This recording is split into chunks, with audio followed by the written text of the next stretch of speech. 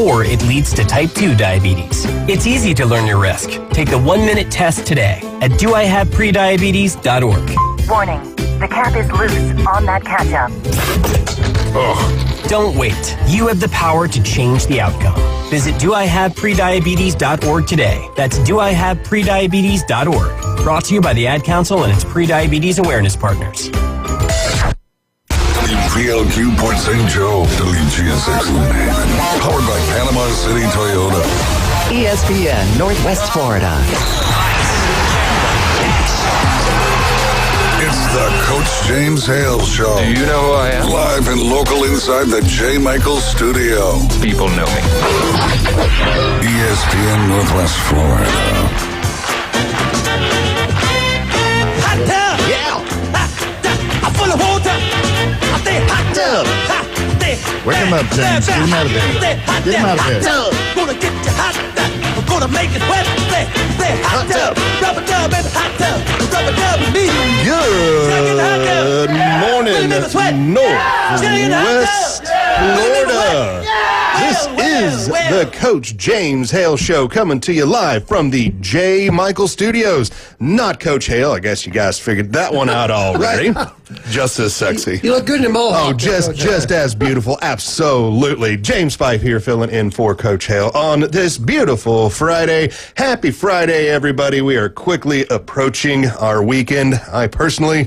I'm ready for the weekend, ready for sports to get started and going again. That whole doldrums of the All-Star game just bums me out, guys. I miss my sports, even though it's only been 2 days.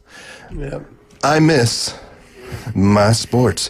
With us today, we got Jim Bob. How we doing this morning, Jim Bob? I'm doing good. Kyle Vandergriff sitting in with us. Kyle, how is it? I'm doing good. Good. And we got Jason Kovaleski. Jason, how is the morning for you? Good. How y'all doing? And Wildcat, it is awesome to see you again, my man. So great to see you back there. Oh, man. Smitty, dude.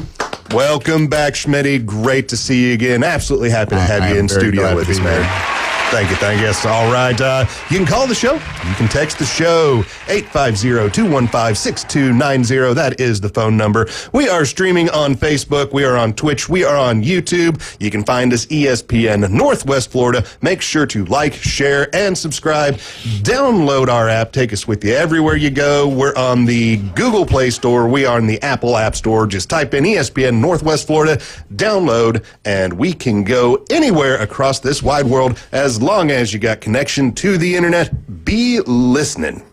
So the big news for me coming out of the last day, and this actually coming out fairly late last night, Lloyd Hale Jr., the NFL Players Association executive director, has resigned.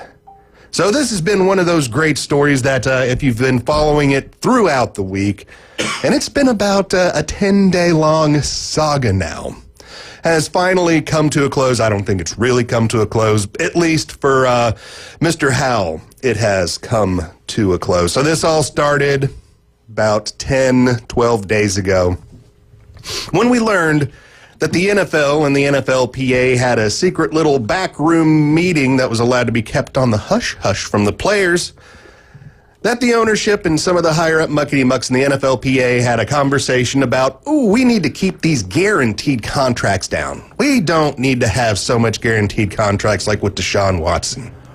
And they kept that a little secret since January. And then of all people, we get a podcaster that comes out and says, guys, look what I found. I found this secret note from January with the Players Association not being told, hey, you guys, we don't want to give you as much guaranteed money. So that gets out into public knowledge. And now we have questions for Mr. Hale. Mr. Hale comes around and says, no, it's okay. We understand. We know what we're doing. Well, the next day comes by and we figure out Mr. Lloyd Hale Jr., not only is he making $3.5 million a year, that is $3.5 million a year, to represent the NFL and the NFL Players Association, he is also a part-time consultant with the Carlyle Group, who gives him $400,000 a year to be a part of the Carlyle Group. Now, that's not an awful thing to do. Plenty of people out there have two jobs. The big thing here is the Carlisle Group has been given permission from the NFL to seek a 10% ownership into an NFL team. Now we have a conflict of interest. Absolutely. I was just saying, a little conflict of interest. Absolutely.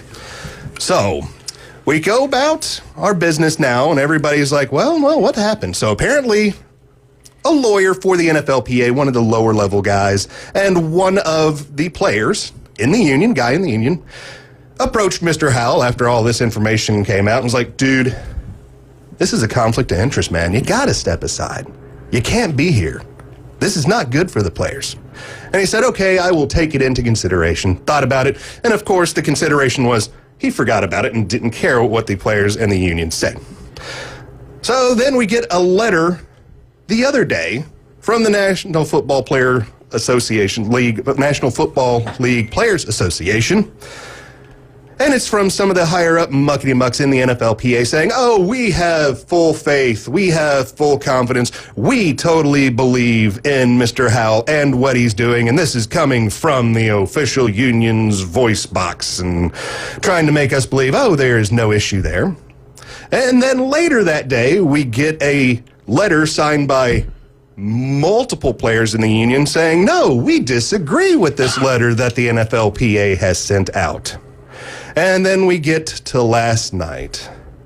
Last night, at around midnight, we finally get a letter from Mr. Hale saying, you know what, it's been cool, it's been great, but I'm going to have to peace out, and I am going to have to step aside. Writing on the wall.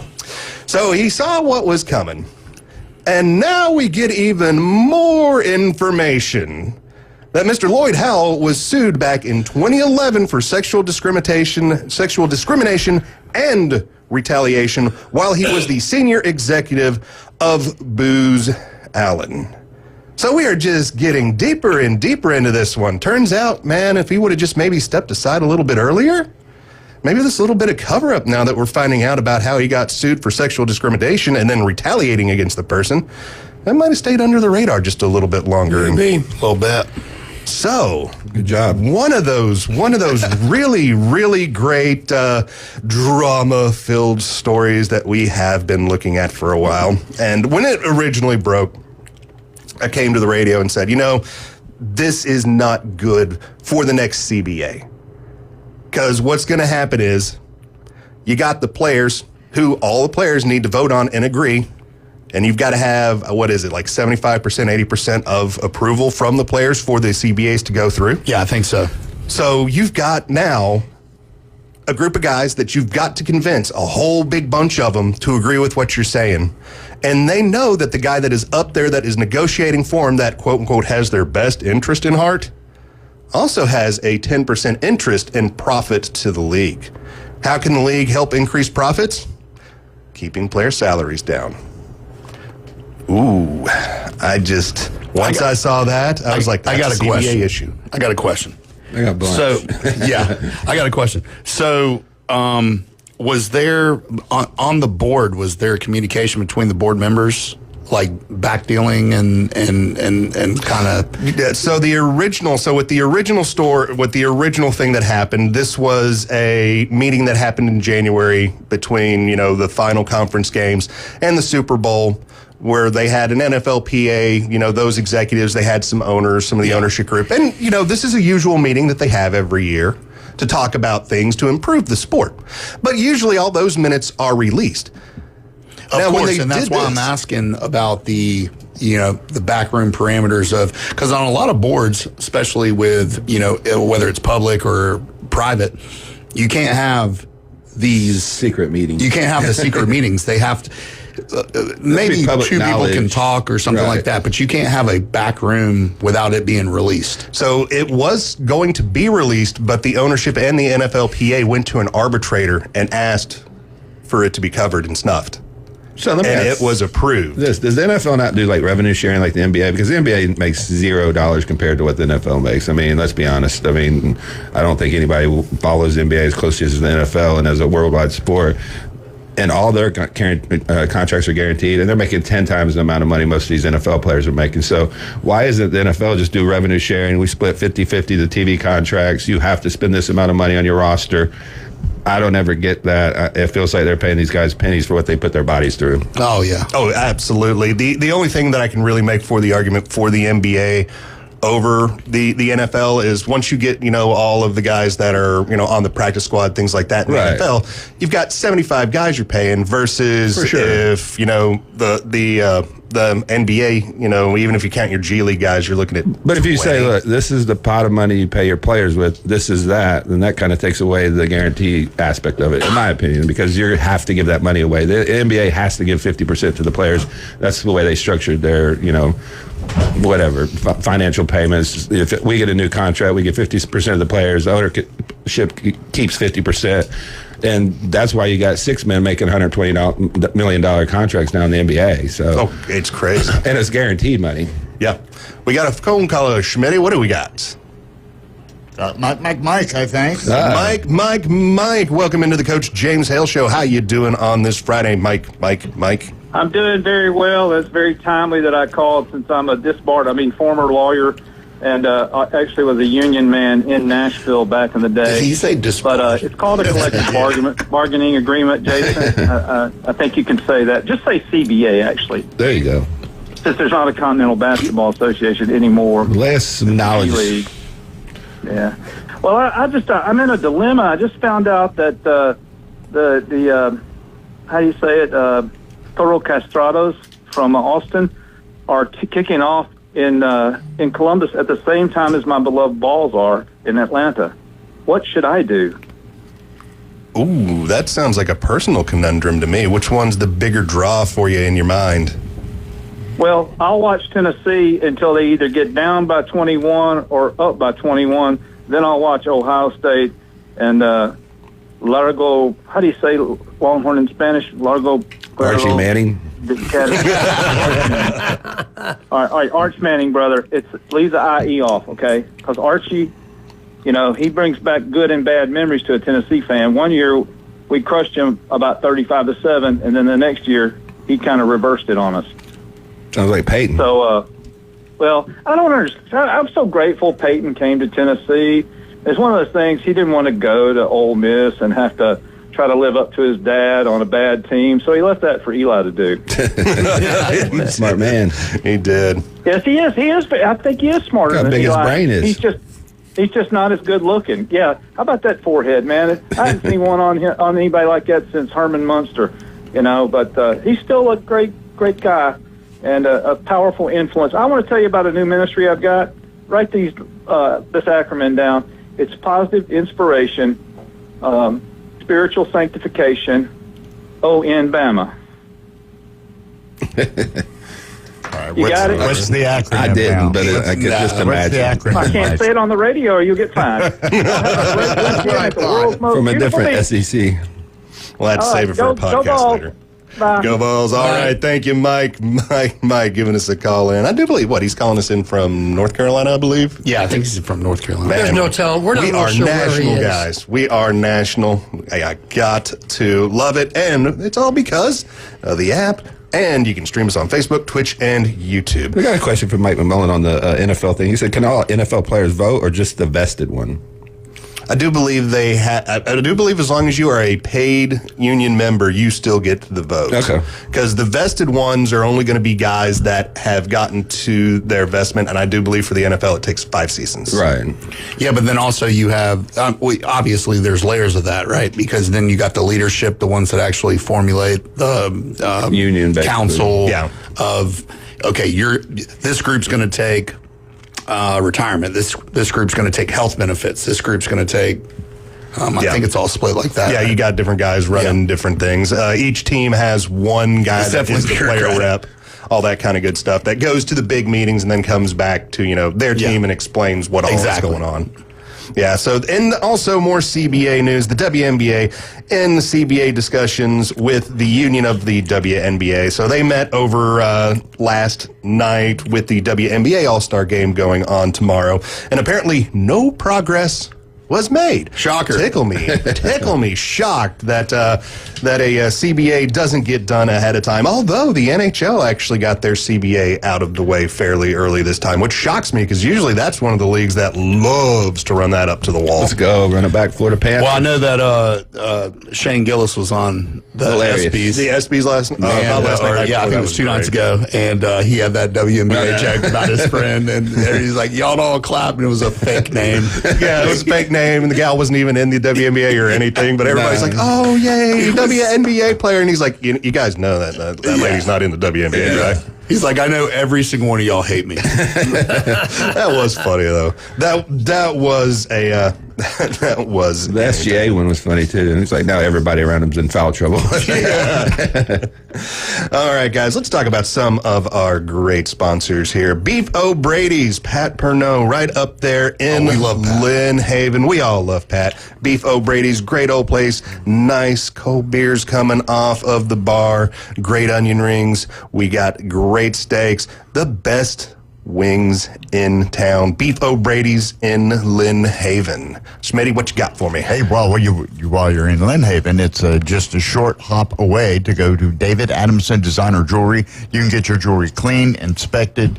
They'll buy your gold, or they'll sell you some brand new gold. And right now, to the end of July, they have got a estate sale going on where you can get beautiful jewelry, anywhere from $5 on up. And it's all right there. Plus, you can have a custom-made piece of jewelry. I have one. I love it. It's an heirloom now, and they can do it right there. And they do in-house, great work. They do great work. That's David Adamson Designer Jewelry, 830 Highway 77 in Lynn Haven. All right. When we get back, we will have a discussion on if the Braves can have a second-half push and make the postseason. You are tuned in to the Coach James Hale Show, coming to you live from the J. Michael Studios, 104.3 ESPN, Northwest Florida.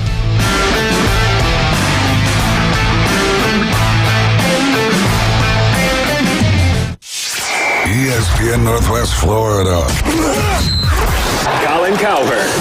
The Steelers are officially all in. I heard that a lot yesterday because they got Jalen Ramsey, Aaron Rodgers, DK Metcalf, and tight end Jonnu Smith. Well, if they're all in, that's a pair of eights. Okay, that ain't pocket aces, folks. So if that's all in. The Herd with Colin Cowherd. Weekdays, ESPN Northwest Florida. Good morning. This is Joanna with your latest forecast on ESPN Northwest Florida. For this afternoon and evening, a possibility of thunderstorms and some sun, and a high of 88 with wind 10 to 15 miles per hour out of the south. Mostly clear skies tonight and quite warm near 81. Sunny and a likelihood of thunderstorms and 88 tomorrow. 88 and sunshine throughout the day with possible thunderstorms in the afternoon and evening Sunday. This is your Friday's weather brought to you by Earthworks of Northwest Florida. Thank you for keeping that dial on ESPN Northwest Florida. Rely on it. PCB Hobby, the beach's premier hobby store for sports cards, comics, coins, and trading card games. PCB Hobby carries the largest selection of boxes and packs from the latest releases of brands like Topps, Panini, Leaf, and more. Looking for a specific player or team? PCB Hobby has a wide assortment of raw and graded cards. They carry parallel rookie, game used, and autographed cards in both modern and vintage. Have a collection you want to sell? We buy, sell, and trade. PCB Hobby on Back Beach Road, just east of Florida Linen. Call 850-320-8388. Looking for dependable civil construction in the Florida Panhandle? CBC Construction has you covered. From land clearing and drainage to roads and underground utilities, CBC delivers high-quality work on time and on budget. Locally owned and operated, CBC is trusted by schools, developers, and municipalities. To learn more, call CBC Construction, 850-740-3815, or visit cbcconstruction.com. That's cbcconstruction.com. He's a beacon of light to many and an inspiration to all. These men need inspiration. Now back to the Coach James Hale Show inside the J. Michael Studio. They're motivated by Vicodin and Road Skank. ESPN Northwest Florida.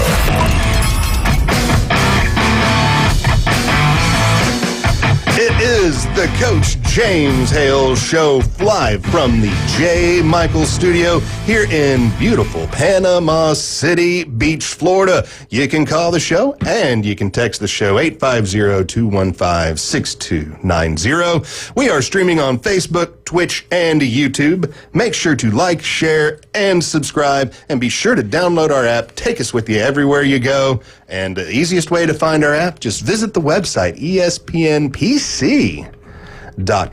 James Fife in for Coach James Hale. We got Jim Bob, Kyle Vandergriff, Jason Kovaletsky, and Wildcat in the studio with us on this nice Friday morning.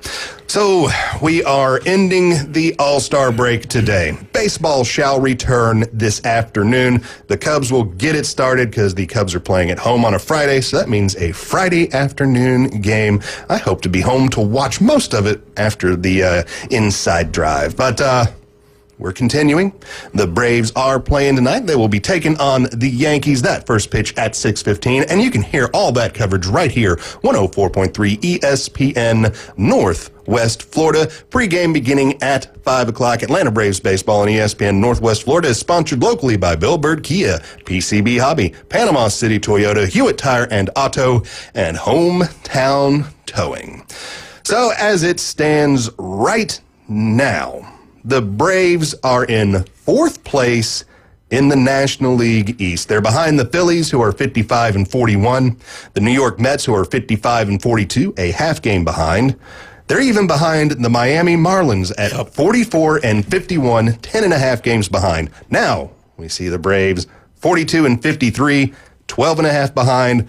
And the Nationals, who I thought would be a little bit better than this season, but they are not, are 38 and 58, being 17 games behind.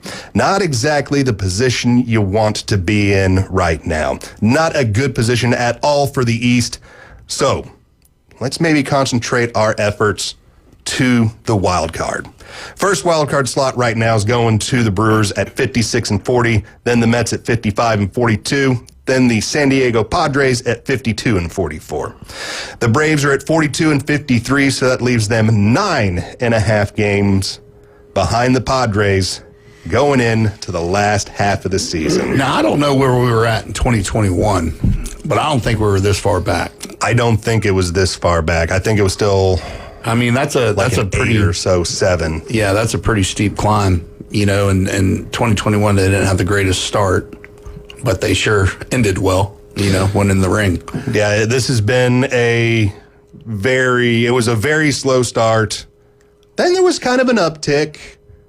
And then we got a little slow again. And then Ronald Acuna came back and we looked great. And Ronald Acuna looked great. And then I go on vacation for 2 weeks and everything just falls right back to earth. And it's not the prettiest picture right now. Last 10 games before going into the All-Star break, 3 for 7. Let's go find a silver lining, because there's a silver lining in every cloud, right? Yep. So if we look at it and we look at the teams that are below 500 in the National League, there's only 2 teams that have a positive run differential below 500. That would be the Arizona Diamondbacks at a +5, and the Braves have a run differential of a +2. So the Braves are still at least up on the run differential. Now, if you look at it, though, the big thing is it's a 388 runs scored, 386 runs allowed. Now, that runs allowed number, that's a pretty good number at 386. That puts them towards the top middle, not at the top. But that run scored at 388, that puts them down near the bottom. They are just not getting those bats rolling. What can they do to get the bats rolling in the second half, guys? Get Freddie Freeman back? I like that. Let's get some trades going. I'm not a Braves fan per se, but it seems like they haven't been, because that 1 year, like you guys would know, like 3 years ago, they had like 3 guys hitting 30 home runs or 40 home runs, whatever ridiculous thing it was. Acuna stole 70-something bases and all that. And then it's like since then, you know, then Freeman went to the Dodgers, and since then it's just been, hadn't been the same. Well, Greg Olson's actually been a pretty, you know, I'd say a significant, if you want to look at the trade, like, you know, pound for pound, it's not 100%, but it's pretty close.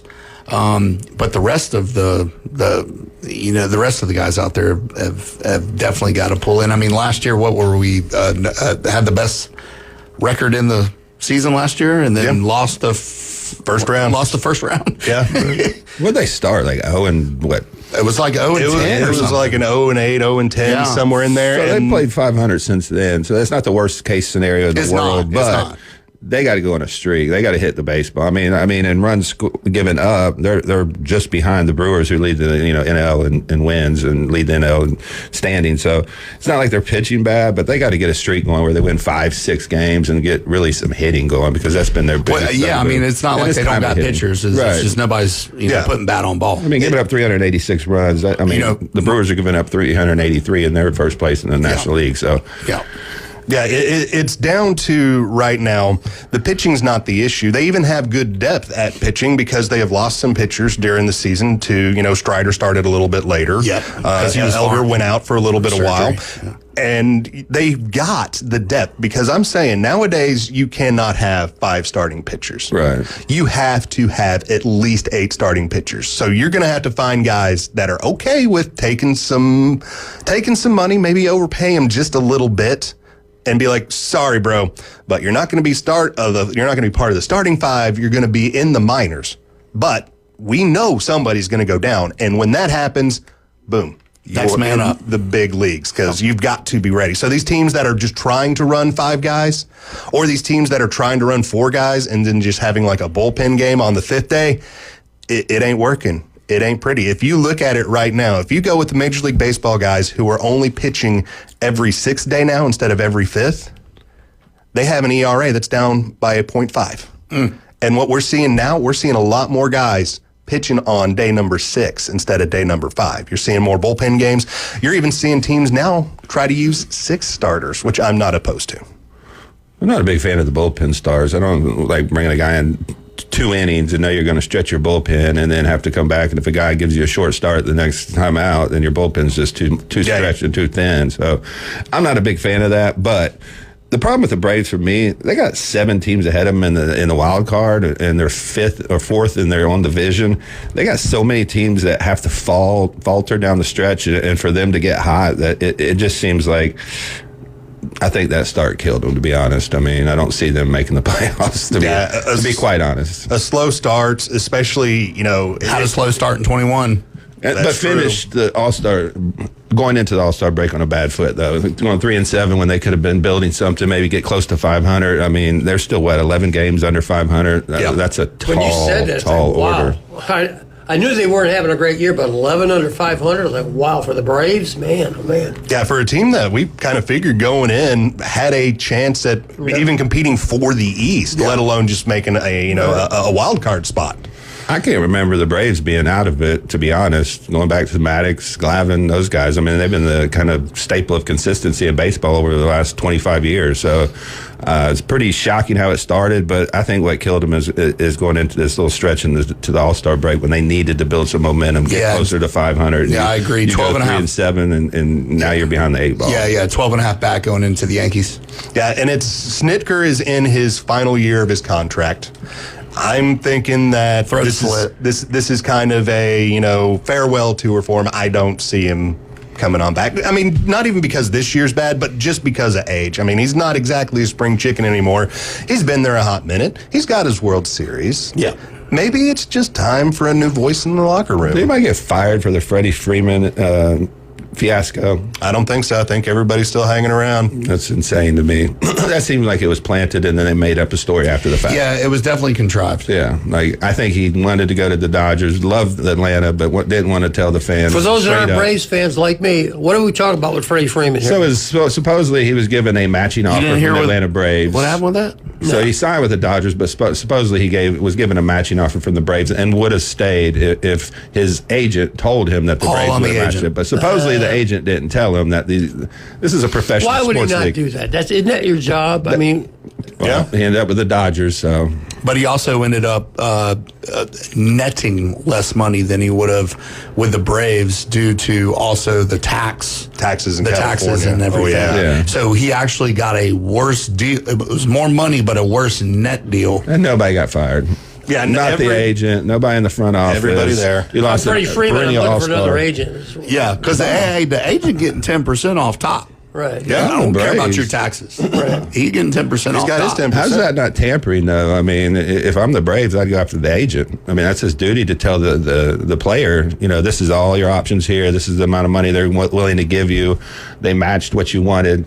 To me, if Freddie Freeman wanted to go to the Dodgers, I don't think he cared about $50 million or $10 million here or there. He's a rich guy, and they made up the story after the fact to kind of appease the Brave fans that were pretty pissed off. Yeah, they were not a happy group of guys. And he was beloved there. I mean, he was the heart. He's still loved. Well, he's a locker room guy. Right. Yeah, he's a locker room guy through and through. I mean, look at the All-Star game that was Tuesday night. When he took the field, everybody got up. Yeah.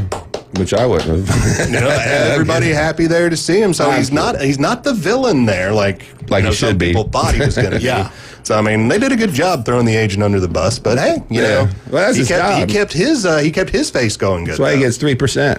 Exactly. That's why he takes his money on in. He's like, yeah, I don't care if people hate me. I don't have to go out on the field and get booed from right here. I don't care. Boris is agent. I think Scott Boris. Yeah. It might be. I'd have to go look that one up. It sounds like a Scott Boris type and style of. If you're telling me that guy made a mistake, then I don't believe it. I mean, one of the top 2 agents in all of professional sports. It's not something you just don't tell your client. No, I mean, that's a fireable offense. All that. All right, guys, we live in Florida, and that means we got lots of sunshine out there. You got to protect your skin, and you need to get checked out. That's why we have dermatology specialist Dr. John Ward, and Dr. John Ward comes on the show every Wednesday, 7:30 in the morning. If you're looking for a great lunch today, visit El Rodeo Tequila Bar and Grill. Dave Martinez, absolutely the best Mexican food in town. When we get back, how about we have our FSU update? You are tuned in to the Coach James Hale Show live from the J. Michaels Studios, 104.3 ESPN Northwest Florida.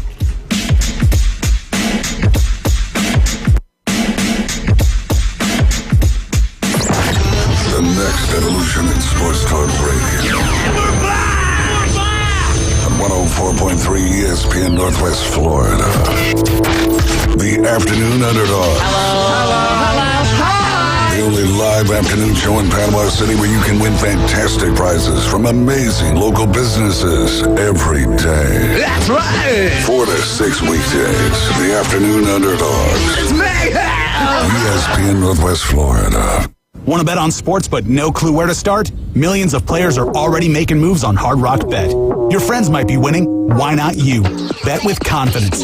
Bets by real players help guide your picks. Go with the crowd and cash in on the wins. Any pick that catches your eye. Hard Rock Bet. Roll with us. New players bet $5 and get $150 instantly in bonus bets. Offered by the Seminole Tribe of Florida. Must be 21 plus and physically present in Florida to wager. Terms and conditions apply. Concerned about gambling? Please call 1-888-ADMIT-IT. Do you own an HVAC, plumbing, or home service business? Then listen up, because if your phone's not ringing, your marketing isn't working. At Amplify AI, we use real AI-powered marketing to fuel your website, boost your SEO, and drive quality leads that grow your business. That's why we amplify your business results using AI.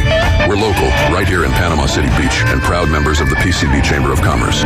Call Lee at 850-299-1269 or visit weamplifyai.com. Hear the roar. This is Patrick with Turf Pro Pest Control. Summer is finally here. Now is the time to enjoy your lawn with cookouts, pool parties, or just catching some of that summer sun. Don't let fire ants ruin your day. Call Turf Pro Pest Control. Turf Pro will come out to your property and eliminate fire ants quickly. We guarantee it. Call Turf Pro. The blue and yellow trucks make your lawn green. Find us on Facebook at Turf Pro PC. If your neighbor, employer, or grandmother were traumatized by comments made on the Coach James Hale Show. One thing, people aren't saying a whole lot about them. I'll probably get in trouble. But just wanted to take this moment to say, get bent. We're live from the J. Michaels Studio, ESPN Northwest Florida.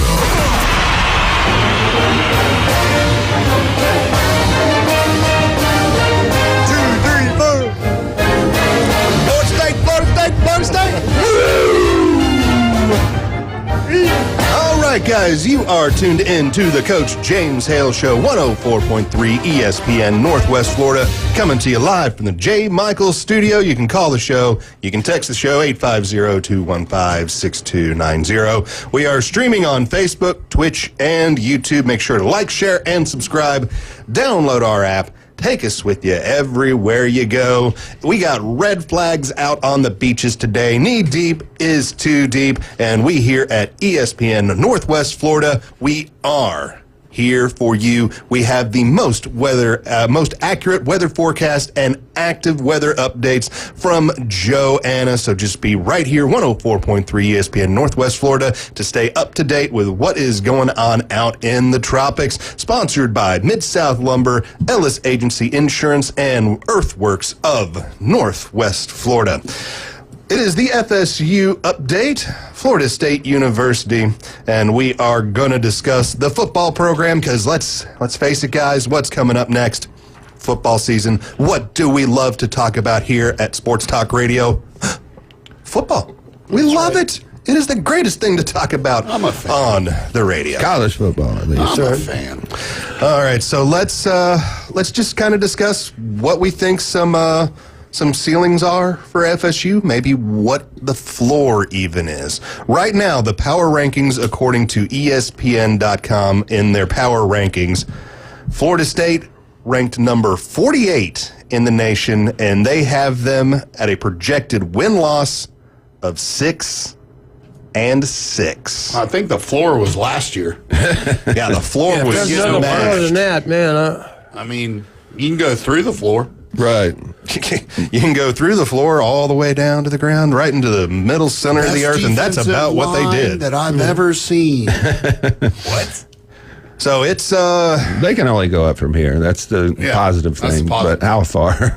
Yeah, that is true. You can't get a total of 2 last year for the victory totals. We talked about it last year. I think going to London was the dumbest thing for them. I mean, traveling that far, losing that game, coming back on a short week. I mean, it just set the tone for the entire season, and then they never really recovered. I mean, that was a tight game. Georgia Tech's a good team, so you can't fault them for losing to that game. But I think they lost 2 games after that, just trying to recover from the trip. Georgia Tech's like Vanderbilt. They're just tough. And they played good. They got a good coach. They had a good quarterback last year. They played Georgia, to 5 overtimes, 6 overtimes or something. So it's not like they were some scrub team. But, the 2 weeks after that, coming back after a flight, trying to get your legs under you, to me, I think that killed their season. Right.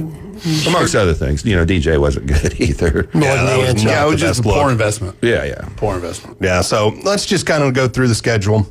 So they're going to open the season versus the University of Alabama. I'm going. That's a tough one, ladies and gentlemen. 2:30 kickoff, Saturday, August 30th. Oh yeah. That's great, guys. August 30th. We're in July. What, like 5-6 weeks away now? Hopefully. I am excited on that one. That game will be on ABC. I got to say, I don't feel great about Florida State's chances in that one. Especially when your quarterback runs his mouth and says, Alabama don't have Saban anymore. They got nothing. They ain't seen me yet. Okay. Yeah. Mark it down, Sparky. Okay. Yeah, that's one of those. If what you're do you the think? bore, don't you just take that little soundbite and you play it to your guys before the game that whole week? He's made a couple other ones. So. Yeah, you don't even have Stay to. tuned. The kids, the players now, they're all savvy. They all know. They know what the people say. The coaches won't have to say anything. I don't think. We never ever seen a guy run his mouth before a big-time game against a team as talented as Alabama and it work out. I've just never seen that. Like I said before, I'm gonna use my teacher skills here. Okay, Mr. Florida State, I want you to go to your second grade classroom, and I want you to look at the number line. Okay, I want you to put your left hand on how many wins you had last year, which would be 2. Okay, there's 2. That's what you had. All right, now let's follow the number line along to Alabama. They had 9. Okay, they're over here. Right. And that was a down year for them. 2 versus 9. I'm like, what are you thinking? Why would you run your mouth like that about Alabama? And of course, Nick Saban's gone, but they're still Alabama, and they still won 9 games last year. If you look at the blue chip ratio, which came out yesterday, 24/7. Like, what do you think? Alabama and Ohio State are tied at number 1 in the country with blue star ratio. If you don't know what that is, that's the ratio of how many 4 and 5 stars you have versus the rest of your roster. So those are the most talented talented rosters, according to 24/7. Let me just throw something in about recruiting. You know, we don't talk about as much about recruiting as we used to because of a lot of things. It's changed. But I saw Florida State, who they're recruiting, who they're not recruiting. And there was they have, on the site that I saw, and there's so many, you don't know if this is the official one, but it's a site that I saw. They had 22 players. There wasn't one 5-star, not one. And there was 6 3-stars. And what position did the 3-stars play? Offensive line. Yeah. I'm thinking to myself, guys, don't you get it? I mean, you have to protect your quarterback. You got to get it. If you're going to spend some money there instead of getting DJ from Oregon State. Well, that's just me. That is such a great point because look at the first and second round of the NFL draft. They were defensive and offensive line heavy. Oh, yeah. I mean, that tells you everything you need to know right there. If the NFL was looking at that and these teams, these billion-dollar teams are looking at that, don't you think it should trickle down to You would think. But the farm? Yeah, but Jason's point has been for a long time. You know, you can't. Even the guys, even if you had 5-stars that you're recruiting now, they wouldn't be playing now. They wouldn't be playing in 6 weeks from now. You know, they wouldn't. So I think Florida State's got a bigger problem, and it's money. I mean, that's what recruiting is all about. We can talk about position coaches, head coaches. Right, I agree. You can talk about atmosphere. You can talk about ACC, Big Ten, but recruiting is all about NIL right now. I mean, and if you're not paying up, you're not going to get these high school recruits, and you have to have no oil money, right? And you have to have both. You have to have a culture, and that culture is built by high school kids that are going to be in the program 2, 3, 4 years because they set the standard within the weight room and how things are done off the field. But if you don't have that standard, when you bring in these 15, 20 portal guys, they're just coming in. And some of these, we talked off there, some of these guys aren't the best teammates. That's why they're leaving these schools. Right. You're not getting the They're top not of the top guys. Yeah, you're not going to get, the number one player from Alabama come over to Florida State just because he feels like it. These are guys that, either weren't starting, had some issues with coaching staffs or stuff like that. So if you don't have that basis in high school recruiting for a culture, I just don't see how it works that way. I do think Florida State has a shot in this game just because of Gus Malzahn, the type of offense he runs, giving Alabama, trouble in the past when he was at Auburn. So it may take Alabama a little bit to adjust, but, talent for talent, just I would truly believe this Alabama team. and Florida State have had a little history of making it back and forth. So, there's a lot of pride there, too. It's in Tallahassee, opening the new stadium, or the new version of the stadium. So should be a good atmosphere. So, and you can wipe away that 2-10 just with one game. You go out there and beat Alabama. So this is a huge opportunity. That'll start off a whole new talk. That 12th man can show up at all right, the Kyle, stadium. Mr. Florida State. Yeah. What is Doak Campbell's seating capacity now? It was about approximately 80. What is it now? I think it's somewhere around 96,000. I could be wrong. Don't quote me on that. I think it's 50-some now. They actually made it smaller. They made it smaller? Yeah. Smaller, But they put in these suites, so they hold the same amount of people. All right, sorry, listeners. Punch me in the face. We just talked about this a lot last year because they did shorten the amount of capacity, but they put in these super nice suites and little private club boxes. seating, right, and all that. Yeah. Oh, okay, I got you. Fancy restaurants and whatnot. To me, that smell of mahogany. I was a history teacher, not a math teacher. It just, you take out, just say 30,000 people. Okay, that's 30,000 less fannies that you have. There's 30,000 less people paying $15 a beer for a beer. How does that benefit you, even if those loges are going for some exorbitant price, whatever, I'm sure they're out the roof. I'm sure they are. It just seems, I don't know. That's just me. That's crazy because when Alabama renovated their Coliseum or whatever, didn't they go up to 90,000? Yeah. So at Ohio State, what they did is they dug down deeper because they couldn't raise the stadium and added another 10,000 seats that way. So and put in the luxury boxes. Okay, guys, here's what we're going to do. We're going to spend a bunch of money, okay? Okay, and we're going to lose some seats. I love that idea. Okay. Why do we need seats? And these seats right here, they're going to be a little wider, okay? There's going to be less of them, right? And we're going to charge more for them, but just for the seat. So we're going to lose all the revenue for beer. You did give me something that I will key on that I like. You said we're going to make the seats wider. I like that idea because how many of these seats nowadays are built for people that were around in 1900? Yeah. It's nobody's that small anymore, guys. Let's make these seats a little bit bigger. I was talking to my buddy Mike the other day that, he got us our tickets. And he goes, "Yeah, I got the club seat tickets for us. They're wider by like 4 inches." I was like, I'll take it. I was like, that's worth $30,000 a year, I guess, right? Hey, I mean, if it helps me fit and plop on in there, I am all in favor of it. All right, guys. J. Michael's Studios happens to not J. Michael's Studios. This is the J. Michael's Studios. J. Michael's Restaurant. Let's talk about it. J. Michael's Restaurant.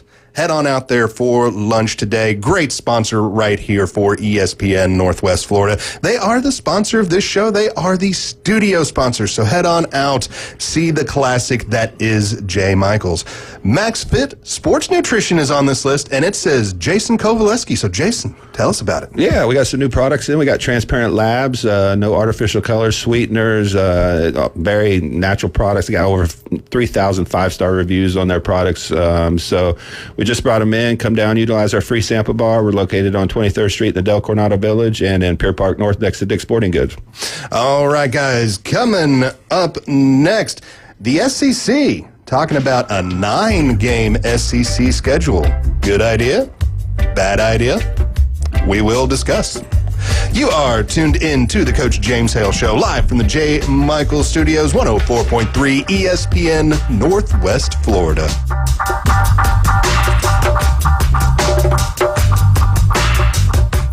Have you ever wanted to reach out and smack someone? Sit your ass down and shut up!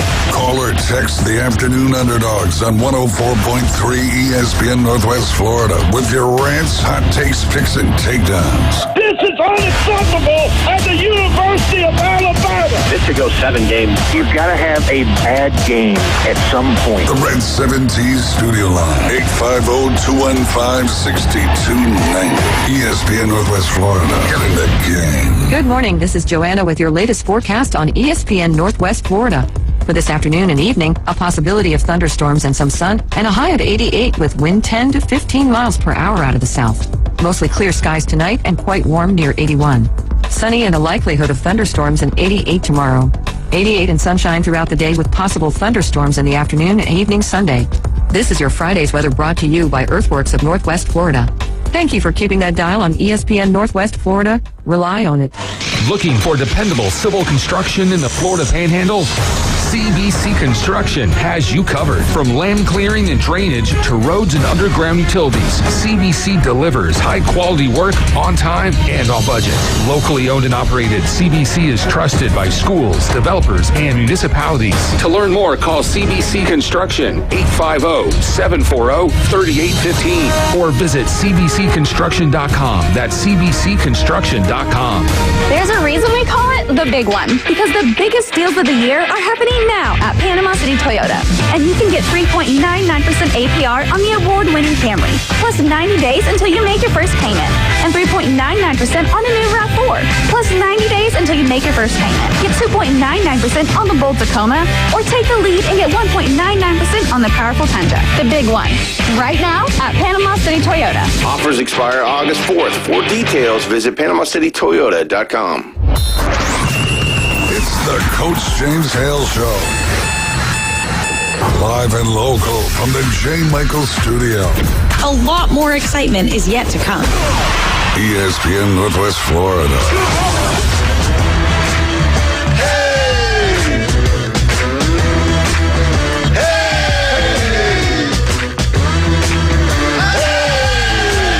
This is one of the songs that when I do for karaoke, I don't miss a single word. Yeah, I got this one. It's called talent. This is the Coach James Hale Show coming to you live from the J. Michael Studio. You can call the show and you can text us 850-215-6290. We are streaming on Facebook, Twitch, and YouTube. Make sure to like, share, and subscribe. Download our app. Take us with you everywhere you go. James Fife filling in for Coach Hale. We got Jim Bob with us, Kyle Vandergrift, Jason Kovaleski, and the Wildcat is back in the cage. Wildcat. So the SEC now talking, because the Big Ten also be talking, 9 game conference schedule. Love it. So SEC Commissioner Greg Sankey on Wednesday reiterated his belief that the league should adopt a 9-game conference schedule. That was a flip-flop. A long-discussed change that could lead to a decision about the future format of the college football playoff. So we're at 8 games currently, right? SEC is at 8 games. Yeah, it's a pretty good number right there. Big Ten's at 9, which is the whole argument here. So what are your guys' thoughts, feelings on 9 games for SEC teams? I want to make sure I understand before I give my comments. So Sankey was in favor of that? Because yesterday he was. Because Tuesday, we talked a lot about this, and the SEC and James Hale, which is the same thing. Yeah. We'll never do that, by God. We have the right to play Austin Peay before we play Auburn, by gosh. It's too tough playing the... Yeah, so Sankey agreed to that? Yep, Sankey on Wednesday said, Wow. 9 games. I did not know that. Look, we know what all this is about. It's about money. Yeah, money. it's a 100%. The whole reason the Big Ten didn't want to cave in and go to 8 is because Fox, NBC, they want that 9th game against, Wisconsin. They don't want it against Austin Peay. They don't want it against, the Sisters of the Poor. Nobody wants to tune into that game. They don't make any revenue You off got that that right, game. Wildcat. My thing was, I thought the Big Ten should have went to 8 and then do a crossover game with the SEC. Have, Ohio State play Florida, Ole Miss play Penn State. You know what I'm saying? That way you still have, marketable games for the, networks, but you're not seeing the same teams over and over. And I do think 8 games is enough to figure out who's going to make the playoffs in those 2 leagues. So, but they had to get on the same page. The Big Ten, SEC have to be on the same page. They're the 2 conferences driving this expansion, and they're basically the future of what's going to happen in college football. And if they're not on the same page, we're not going to go anywhere with this. So I think maybe the SEC caved on that one, and probably caved to ESPN and what they wanted more or less, which is make more money. Oh, yeah. I mean, they want viewership. They want eyeballs. 9 SEC games is going to produce more eyeballs than 8 SEC games. 100%. And, I mean, if you look at it, most SEC teams usually also have a out-of-conference game against a rival. So, like example given, South Carolina, Clemson. Florida State, so Florida. You're still going to see that game. So that's basically now 10 games that you already have set for your schedule. So it only leaves you with 2 out there. And my big worry is I am worried that college football is heading into a have-nots situation, and I do believe this will expand the have-not situation, because you're going to see less group of 5 teams getting to play against, the SEC, against the Big Ten, which are moneymaker games for some of these smaller programs. I think the MAC's already announced they're stopping the league, aren't they? Didn't you hear that? No, I have not heard that one. There's been talks that the MAC won't exist after 2 years. Wow. So where are they going to go with those teams? Just probably, I think one's going to like the Southwest or maybe even the Pac-12, but they're finding other conferences to go to. Everybody's trying to position for this super conference that's coming up, and the people that are going to be in these like MACs and the some of these other smaller conferences, they're just not going to make the cut. No, you talk about have and have nots. In my opinion, there's that exists right now. For sure, 100%. I mean, you watch for 20 years. You use the MAC as an example, because that's when I played at Akron. We weren't in the MAC then, but they are now, and that's who we played. You watch those MACs; those are to me, that's the biggest joke. That's the biggest fraud in college football. So you play on a Tuesday. There's like 17 people in the stands. Like, who does that benefit? How much is ESPN or whoever's doing that paying them to play on a Tuesday? I don't know. And there's no one in the stands. So if you're a coach at whatever MAC school you want to pick, hey, come to our school, because now forget about that Tuesday game when there were 17 people there. But the next Friday we're going to have 35 people there. I mean, how do you recruit? How do you get people? How do you get people to want to come to your program when that kind of stuff exists? And I'm sure it's true, not to that extent, but Southern Miss too, like what James talks about. And even if you're, how do you compete? Even if you're good at this school, guess what? You're probably going to transfer out the next year for the highest NIL deal. That's you're going to be at exactly Alabama, Ohio State, Georgia. So these are just feeder programs at this point. Oh, They're no never question. going to survive. That's exactly what it is. Yeah. That's what it's turning into. It becomes a feeder. Yeah, it's basically turning into a minor league system. You got division, what we used to call 1AA, that will feed up to what is now the group of 5, which will feed up to whatever the SEC Big Ten decides to call themselves, which will feed up to the NFL. Yeah. And I mean, and we're paying the guys the whole way along the way. So why don't we just call it what it is? It's minor league football. Yeah, it's a farm system. Yeah, to me, there's got to be some major overhaul for those kind of teams, like the MAC teams, like you're talking about, because they're not good enough to be the Ohio States and Michigans of the world, but they're better than like the D2 and D3. I mean, like, where do they fit in? Well, they're never going to go anywhere. They're never going to make any money. I don't know. I don't get it. Even with revenue sharing, that they're not going to be able to pay the players that the other schools can. They don't have $20 million just to divvy out amongst their roster. I mean, that's a drop in the bucket for some of these teams. But I do want to say this. If there's a football game on Tuesday. Oh, 100%. Are you watching? Yep. With my little Hard Rock bet. All right. So from a financial standpoint, is there a want for that? I mean, there is. If somebody's going to give you money to play on a Tuesday night, are you going to say, no, we're not going to take your money? Yeah, but and another thing that you can do as a coach is, hey, we're going to have a nationally televised game. Those scouts are going to see you on ESPN. That's exactly right. So it gets you up to you start farming, So if you look at it and you go, okay, the general public, how are they on Tuesday nights watching football? Most of the guys, anyway, I don't care what you're doing on Tuesday. It doesn't matter if it's Montana State versus Akron. It's football on Tuesday during football season. Right. You want to watch football. Yeah, it's up on the TV. Yeah, absolutely. It's on the TV. So you walk into any bar in the area, it's on the TV. We played them for the national championship in 1976, Montana State and Akron. So that was a good choice on your part. Just saying. That was a good choice on your part. But I will say this, if I turn on the TV and it's Tuesday and I see Toledo Akron, I might make it through a couple quarters. You know what I'm saying? I played in that conference. And coach, I can't watch them. I'm like, no. It used to be great. I mean, a lot of those guys were, old guys that couldn't go to Ohio State, couldn't go to Michigan, but they were recruited in that area. Some really good football players, but now with the transfer portal, they get decimated every year. Yeah, they do. It's just so hard to keep up with teams anymore because, I mean, I'm a Western Kentucky fan. That's where I went to college. Oh, cool. And same just thing. Trying to keep up with the guys there because I'm used to, seeing guys. It's a school that, you'd get a few transfers in and out before the transfer portal because it was a step up from 1AA. Yeah. But now you just... the quarterbacks new every year. The running backs new every year. Your wide receivers are new every year. You might have 2 or 3 guys on the offensive line that have been there for a year or two, but still, you got to learn all those guys again. It's getting harder to keep up. Yeah, collective bargaining is the next step in player unions, unfortunately. And I mean, there was Mr. Trump, the president, has considered issuing an executive order to make a decision with the NCAA on the employment status of athletes. I think that's got to be done. Or what are we going to do? Are we going to call them employees? Are we going to call them independent contractors? Or are we still going to call them students? I think the biggest issue with college football right now is NIL and how is that defined? Because right now there's schools following a rule based on this last judgment that other schools aren't following because they don't think it can be enforced. So you have a now salary cap. Let's say everybody gets $20 million. Some teams may give $3 million to the basketball program, so they may be able to spend 17. But the way the NIL is set up now, it has to go through the clearinghouse. And if it's not a legitimate NIL deal, if it's not a Jeremiah Smith that has some value, like say it's a true freshman that's never played, and the clearinghouse goes, this isn't market value, and they deny that, now that goes against your salary cap. So if he signs a $2 million, contract with NIL that's not approved, that goes towards your $20 million cap. Now you got guys up on the roster that you may have paid, like Jeremiah Smith probably made $3-4 million this year. Let's be honest, he's probably one of the top 3 players in the entire league.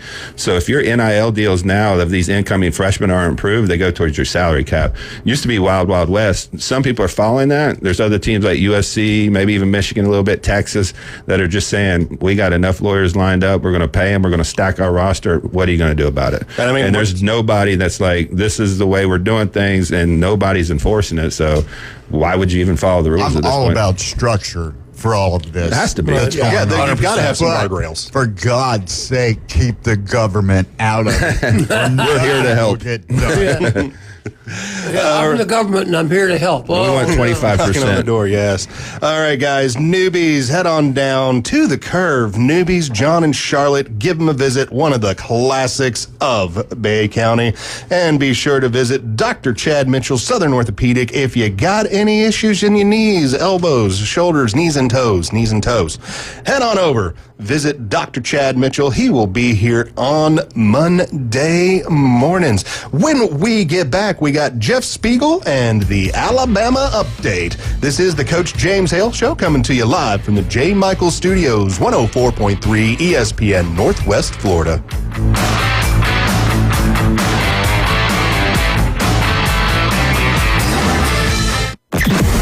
Weather in the Panhandle never stops.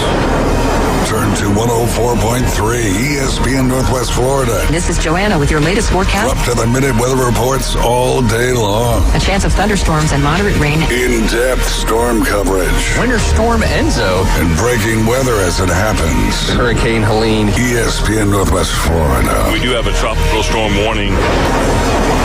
Rely on it. Good morning. This is Joanna with your latest forecast on ESPN Northwest Florida. For this afternoon and evening, a possibility of thunderstorms and some sun, and a high of 88 with wind 10 to 15 miles per hour out of the south. Mostly clear skies tonight and quite warm near 81. Sunny and a likelihood of thunderstorms and 88 tomorrow. 88 and sunshine throughout the day with possible thunderstorms in the afternoon and evening Sunday. This is your Friday's weather brought to you by Earthworks of Northwest Florida. Thank you for keeping that dial on ESPN Northwest Florida. Rely on it. Golf is a game that should be fun, but to have the most fun, you need to play your best. That's where the experts at Golf Plus come in. Their friendly staff will guide you through the buying process, answer all your questions, and can help with any repairs you need along the way. Golf Plus is your custom fitting, club repair, and golf retail shop. Golf Plus staff is non-commissioned and will work with you to find the best product for your game, just like they've been doing since 1988. Golf Plus in Panama City Beach. Fitting, repair, retail. That's Golf Plus. WGSX Lynn Haven, W Field 2 Port St. Joe. Powered by Panama City Toyota. ESPN Northwest Florida. Your biggest investment is your home. Protect it while also improving its appearance with Earthworks of Northwest Florida. We have sand, mulch, gravel, or lay down decorative stone, all available for pickup and delivery. Discover your dream landscape with Earthworks of Northwest Florida. Imagine the moment you proudly pull up to your home that you've worked so hard for, enhanced by quality mulch, decorative stones, and more. Let's make it happen today. Request a quote online at earthworkspc.com or swing by the office at 2005 Industrial Drive. Love the land you live on. The Coach James Hale Show is live and local from the J. Michael Studio. They got something that money couldn't buy. I was noticing when you come down the stairs that you've got pretty legs. All right, I'll tell you a story without a happy ending. Y'all following this? ESPN Northwest Florida. I'm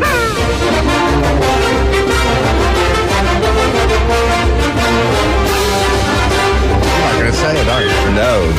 Not gonna say it. You know what I guess I'll have to. All right, roll tide. Roll tide. Roll tide, roll. This is the Coach James Hale Show, 104.3 ESPN Northwest Florida, coming to you live from the J. Michael Studios. You can call us and you can text us 850-215-6290. We are streaming on Facebook, Twitch, and YouTube. Make sure to like, share, and subscribe.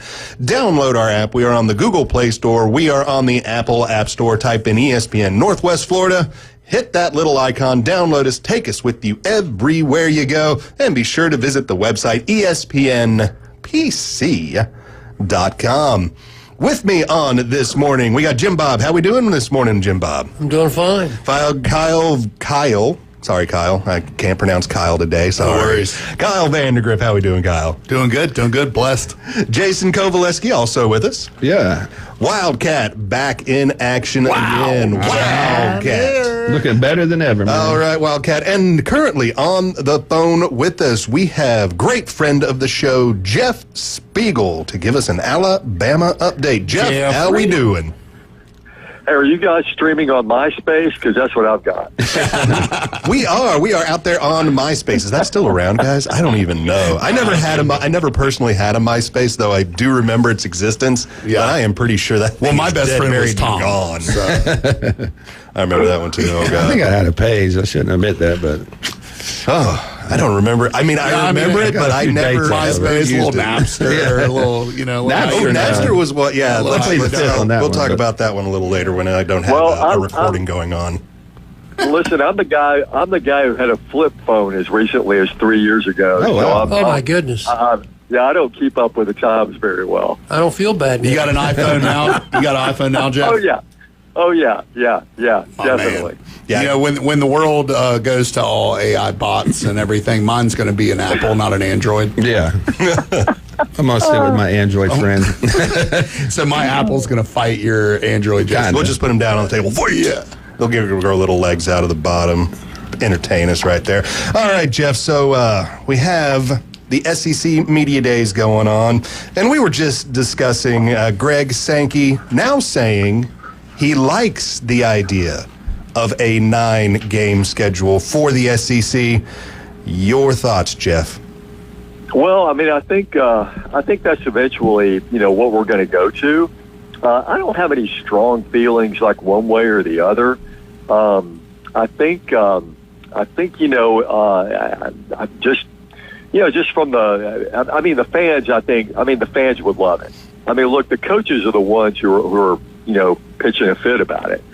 And, because it just makes their jobs even tougher. But, you just gotta, that's eventually what we're going to go to, I think. So you got to just, put your big boy pants on and just get in there and get after it. But, it probably will, you won't have, Alabama scheduling Florida State anymore. You won't have Alabama scheduling Wisconsin.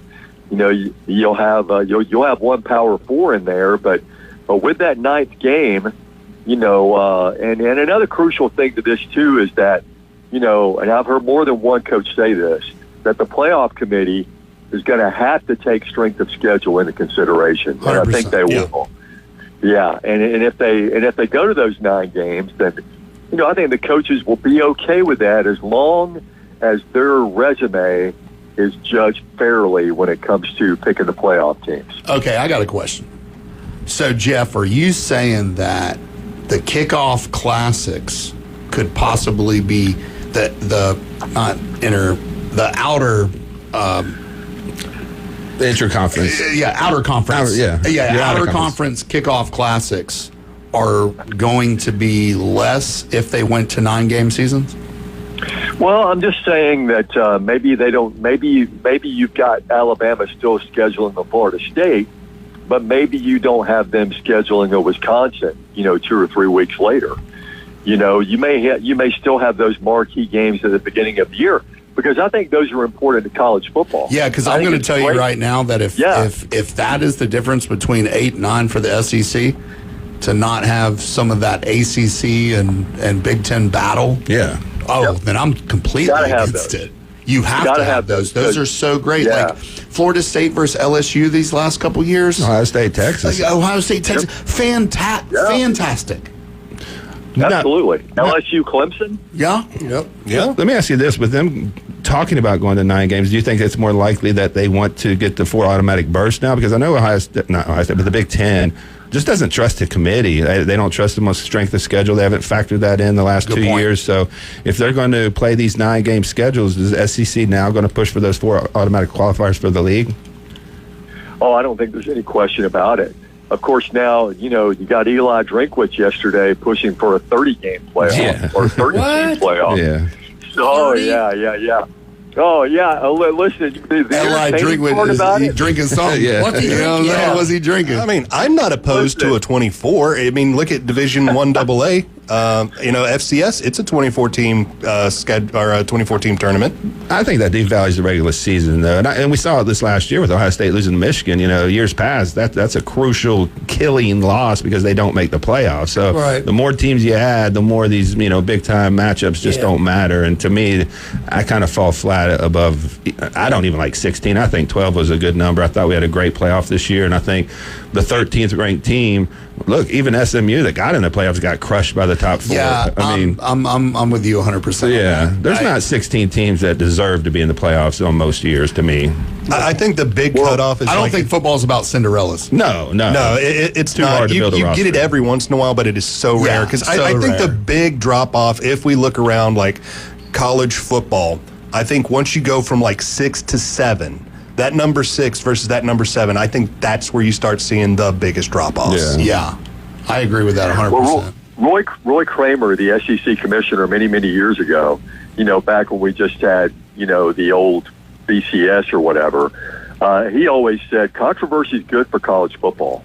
It has people talking about the sport, and so I tend to fall into agreement with that when you got people fussing because they got left out, that gets people talking about the game, and what do they say? Bad publicity is good publicity. Yeah, and that's kind of the way I feel. Yeah, well, any publicity is good publicity. If you look at the 12-game playoff, right, it's like, okay, you got your top 10, and then we're giving you 2 extras. Right. So I don't care about 13. I didn't. No, you know what I mean. Like most years, we didn't care about number 5. I mean, if you look at those matchups, usually the first 2 games were blowouts. I mean, so there's a lot of times we didn't have 4 teams that deserved to be in the playoffs. Now I'm all for expanding and bringing in more fan bases because there's times where some of these games didn't matter at the end of the season. But 16, 32 to me, and this is one reason I don't watch a lot of regular season college basketball anymore like I used to, because the regular season doesn't matter. You can go 21-15 and you're going to be a top 10 seed and you're going to make the playoffs every year. So I think that diminishes the regular season. I just don't want to see that from college football because that's one of the things I value is the regular season college football games. Even though the Ohio State, Texas might not eliminate something, that's position, for the playoffs. Those are big time matchups. They mean something. The Ohio State, Michigan games, the Georgia, Alabama games, they mean something. And I would hate to see a sport where those games just. And so Ohio State's 13. I know. That would suck. Yeah. But if they're 13th, guess what? They're not top 4. So they're not winning a natty at 13. Yeah, I totally agree. And to that point about the regular season meaning something, you had South Carolina, who was playing pretty good at the end of the year. They were squawking about not making it. Ole Miss, was a little upset because they didn't make it. Well, South Carolina got housed by Ole Miss on their home field. Ole Miss got beat by Kentucky. So, if you want to get in the playoff, then you got to make every week in the regular season count.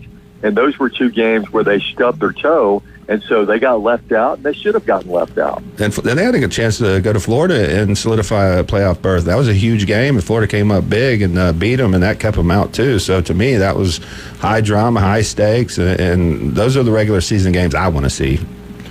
Yeah, absolutely. All right, so this is the Alabama update, Jeff. So got a quick question for you. What is the ceiling? What is the floor for the University of Alabama for 2025? Well, I think the ceiling for Alabama is a national championship. I think they're good enough. I think they've got all the personnel there. They've got probably the best offensive line in the country. I mean, they've got a receiver room, which is maybe the best in the country. I would say, without question, they got the best, next to Jeremiah Smith, maybe, the best wide receiver in the country. Their defense is going to be great, I think. I mean, great. I mean, elite. And I think when we saw them at media days, and everyone's positive at media days, I know this, but these guys came out with an edge, and at first, a couple of weeks ago, we talked to these guys about the comments that Castellanos made at FSU, and they were kind of giving the right answers and all that stuff. But at media days, man, they were saying stuff like, disrespect will be handled accordingly. So nice. Yeah. So they're coming. So they're coming out. They're going to have fire in their eyes when they come out, and they're on a revenge tour as well. And who would ever thought that Vanderbilt would be part of the revenge tour? But they are. So I think ceiling is national championship. If I'm looking at floor, I'm thinking that they're, I expect Ty Simpson to play well, but if he's a little shaky, in some of these games, they got Tennessee and LSU at home. They got to go to Auburn. That's always a tough one. I'm thinking the floor is 10-2. All right, so 2 is the floor. Is 10-2. That's a bold statement. All right. I kind of agree with that, though. I mean, I think their offense now, kind of suits what DeBoer and Grubb want to do. I didn't think Milroe was a very good fit. They tried some things with him, but if you watch that Oklahoma game, that was just a square peg in a round hole, and it didn't look good. But I think that defense is going to be the best in the country. Just up front, they were dominant last year, and they've got a lot of guys back. They recruit as good as anybody, and just that offensive line, to me, me, that's where national championships are won. So they're one of the 3 top teams for me coming into the season. And the only thing I can say about this, Florida State, a lot of energy in that building. Gus Malzahn's had some success against Alabama, so that's an interesting game to start it off. But if they come out and smash Florida State, watch out for Alabama. All right, so University of Alabama, national championship, or just 2 losses. Which is still a shot at the national championship. Yeah, that's still a shot at the national championship. You're getting in the playoffs at 10-2 in the SEC. Yeah, that's still. 10-2 in the SEC. If you don't make the playoffs, there has to be how many teams out there that only had no or one. So let me ask you this: if Alabama loses to Florida State, because they've been known to lose and then go on a rampage, right? If they lose to Florida State, do you think that's going to give them light the fire, light the proverbial fire, and them go off on a rampage? Well, I think that's certainly a possibility. That rampage could come to an end when they go to Georgia. Yeah. Now, when I'm thinking they're going to win the national championship, I'm not saying they're going to go in there and beat Georgia. Right. But, they could lose that game at Georgia and still win the national championship. Yep. Georgia lost, a couple of games and still wound up being the SEC champion and going to the playoff. Mm-hmm. So, I think if they do lose that game at Florida State, that does raise the possibility that they go into Georgia and lose that game. But with the playoff, there's a little bit of margin of error. You can't go 9-4 and make the playoff. But there's a little bit of wiggle room there for you. But the schedule is demanding. But then again, you got LSU at home, you got Tennessee at home, all these tough road games that you had to play last year. You got those guys at home. So I just think this is a team that's got all the makings of making a big run and winning the title. All right, Jeff, can you stick around for the Auburn update with us? Absolutely. All right, Jeff Spiegel on the line with us, but I got to tell you about Steverson Air Conditioning. It's hot outside. It's Florida. It's summer. Nobody needs to be shocked by that information that I just gave you. But to keep your house cool, to get the power bills down as low as they can go. They just posted a heat advisory. Imagine that. Oh, wow. A heat advisory. I'm shocked. It's going to be warm today in Florida. Everybody be careful out there. So if you got any air conditioning needs, give Steverson Air Conditioning a call. Steve's Bike Shop right there on 15th Street in Panama City. Steve Birdshaw will take care of all of your biking needs. He's got e-bikes, he's got regular bikes, and he fixes both. You are tuned in to the Coach James Hale Show, coming to you live from the J. Michael Studios, 104.3 ESPN Northwest Florida.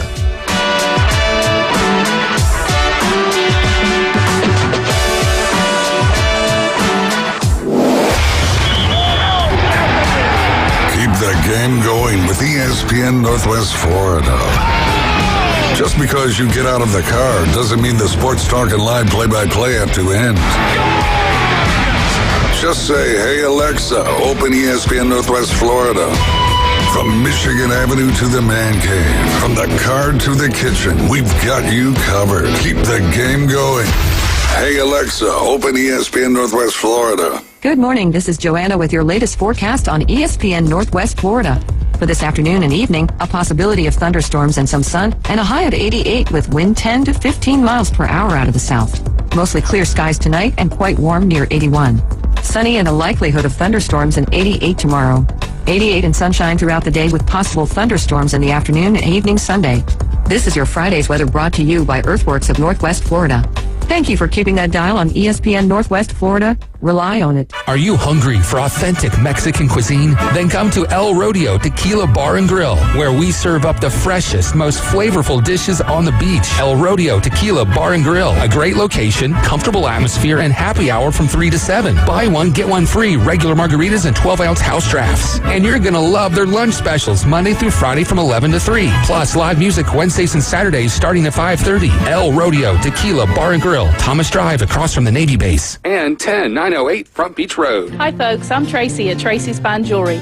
Santa called and he asked me to help everyone get ready for Christmas and avoid the stress and rush. So we've stocked the store and slashed the prices. All sterling silver jewelry is 25% off. All silver chains, pendants, earrings, bracelets, and rings. Also, our entire stock of Boulevard watches, 20% off. And we are offering free 6 months layaway. Tracy's Fine Jewelry takes the stress out of the holidays. So shop now where Santa shops during our Christmas and July sale at Tracy's Fine Jewelry. He's a 10-foot-tall, barrel-chested beast man who showers in vodka and feeds his baby shrimp scampi. I'm kind of a big deal. Please welcome. Pain don't hurt. Live and local from the J. Michaels studio, the Coach James Hale Show, 104.3 ESPN Northwest Florida.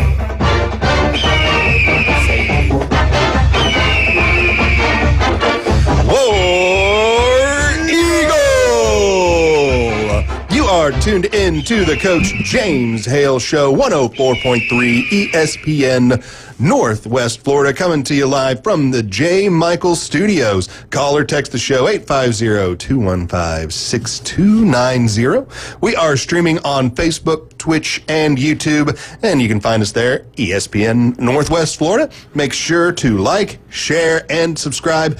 Download our app. Take us with you everywhere you go. It is James Fife, Jim Bob, Kyle Vandergriff, Jason Kovaleski, and Wildcat. Join us on the phone line right now for the Auburn update is Jeff Spiegel.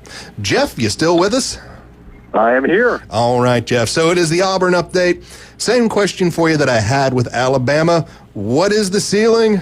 What is the floor for the Tigers? I think the ceiling, now some people may think the ceiling is a little tall.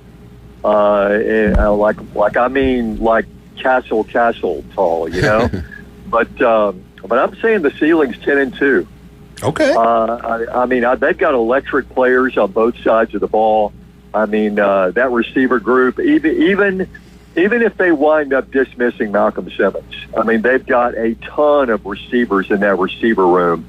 And it's all, it's all on Jackson Arnold, on how well he plays. But I think 10-2 is the ceiling. I've said on this radio station before that I feel like, in fact, I may have even been as bold as to pick Auburn to beat Georgia, at night at Jordan-Hare Stadium on October 11th. Yeah, I remember that. I feel like if Auburn can kind of get some positive momentum started, beat Baylor, and then, win those cupcake games, and then, win the big road games that they've got, Texas A&M, Oklahoma. And then when Georgia comes in, I think they're going to be really confident, and beat the Bulldogs. So the ceiling, in that sense, will be 10-2. Now, if you're looking at the floor is like 5-7, another 5-7 season. Let's say Jackson Arnold comes out and he's confident right now, but they haven't played a football game yet. If the Jackson Arnold that we saw in the Alabama game comes out and plays, or early in the Oklahoma season last year, plays that well, then that's great. But if he falls into a big slump and starts playing poorly, then the wheels could come off this thing. So Hugh Freeze's future is all dependent on how Jackson Arnold plays, and he's got the chips all in, on Arnold this year. So at 5-7, is that a pretty warm seat for Hugh Freeze at that point? It's an ejection seat. That's your pants have completely incinerated, and you are in the unemployment line at that point, or on the golf course, whichever you prefer. Same thing, golf course, not having a job, doing the same thing, yeah. So, all right. So I didn't get to watch a lot of the SEC media days. I did get to hear Mr. Sankey talking about going to 9 games now, which I didn't think was going to happen. I thought they were going to stay at 8. What other great tidbits of information did I miss at SEC media days? Well, you don't really get that many huge nuggets of information. The thing that I look forward to at media days is, the next big thing, right? I mean, that's what keeps sports so interesting, especially college sports, is the next big thing. And the NBT, in this case, was Arch Manning. And Arch Manning delivered. I mean, he delivered on the hype that preceded him going into SEC media days. This guy was like He was calm. He was cool underneath all those camera lights and microphones. I mean, it's in his bloodline, right? Absolutely. That he handles the media pretty well. And so you walked away thinking, this kid's going to be a star. I mean, this kid is going to be amazing. So that, to me, was the lasting memory of media days. And I also think a quarterback that also performed pretty well, under that spotlight was John Mateer, the transfer from Washington State, who's going to play for Oklahoma. He was pretty good in that situation, and also, he was just pretty upfront and said, look, I don't care about stats. I don't care about awards. All I care about is winning games. And if you're Brent Venables, that's what you want your quarterback to say. I came away listening to him thinking Oklahoma, because I wasn't a big believer up until I actually heard him speak. And knowing the offensive coordinators there, knowing they had 5 out of 7 top receivers hurt last year, knowing they're going to put a good defense out there, I'm slowly starting to buy into a little bit of this Oklahoma hype. What do you think about their season and where they could be? I totally agree. And getting back to Jackson Arnold, I mean, that's one of the reasons, he went into that slump last year. He didn't have anybody. Right. He didn't have any weapons. So Arnold's got more weapons at Auburn to work with, and now Mateer's got the weapons that Jackson Arnold should have had last year had he not run into the most horrific stretch of luck, that has ever struck a college football team. So yeah, I mean, I expect them to play really well and compete. And all the preseason predictions that I see, of them making a run, I'm buying in. The Michigan game early in the season will be big for both of those teams. Oh, no question. Yeah, definitely. I mean, a statement win, for them. And if anybody needs a statement win, I mean, it's Venables, because, he's one of the guys on the hot seat as well. Yeah. Jeff, we talked a lot about this on Tuesday, but obviously we didn't get a chance to talk to you. The big thing was Nick Saban's going to coach again. Now, obviously, you're a lot closer to that situation than we are. What are your feelings about that? Personally, I don't think it's going to happen, but you may know more stuff than we do. So what's the deal with Nick Saban, the rumors about him coaching again? Well, I think 2 people came out and pretty much squashed all that stuff. Kirby Smart, who may be closer to Nick Saban than who is closer to Nick Saban than Lane Kiffin pretends to be. He's in communication with Nick. They talk a lot on the phone. And Kirby said when he heard that, he just laughed because he says there's no way that's happening. And he ended that statement with saying, that's not going to be his call. It's going to be the boss at home, which is Miss Terry. Yeah. Exactly. And then last night, his daughter, Kristen, had an Instagram post where she said, he's not getting back into coaching. Hate to break your heart, but you had your time. Yeah. Meaning the fans had their time with him. Now it's our turn to have our time with him. The women have spoken. Yeah, the women have spoken. The boss exactly right. Yeah. It's a man's world. So let me ask you this. I think college football right now, I don't think Nick wants anything to do with coaching college football right now with the way it is. And the NFL would be the only avenue I would think he would pursue, because it's really it's the only thing he's failed at.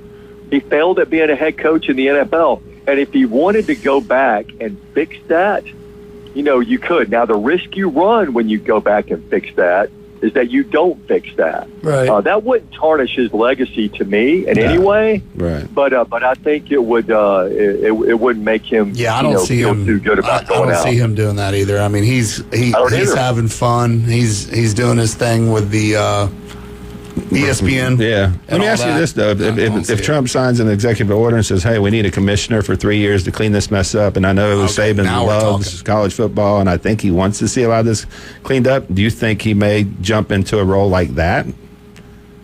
He doesn't want anything that has anything to do with politics. Yeah. I think his head would explode because because he can't get things done in an efficient manner that he was accustomed to at Alabama. Right. So I think he's in a perfect spot right now. He is incredibly good at what he does on TV. His golf game is coming into form. He's playing great golf, and he's playing a lot of golf.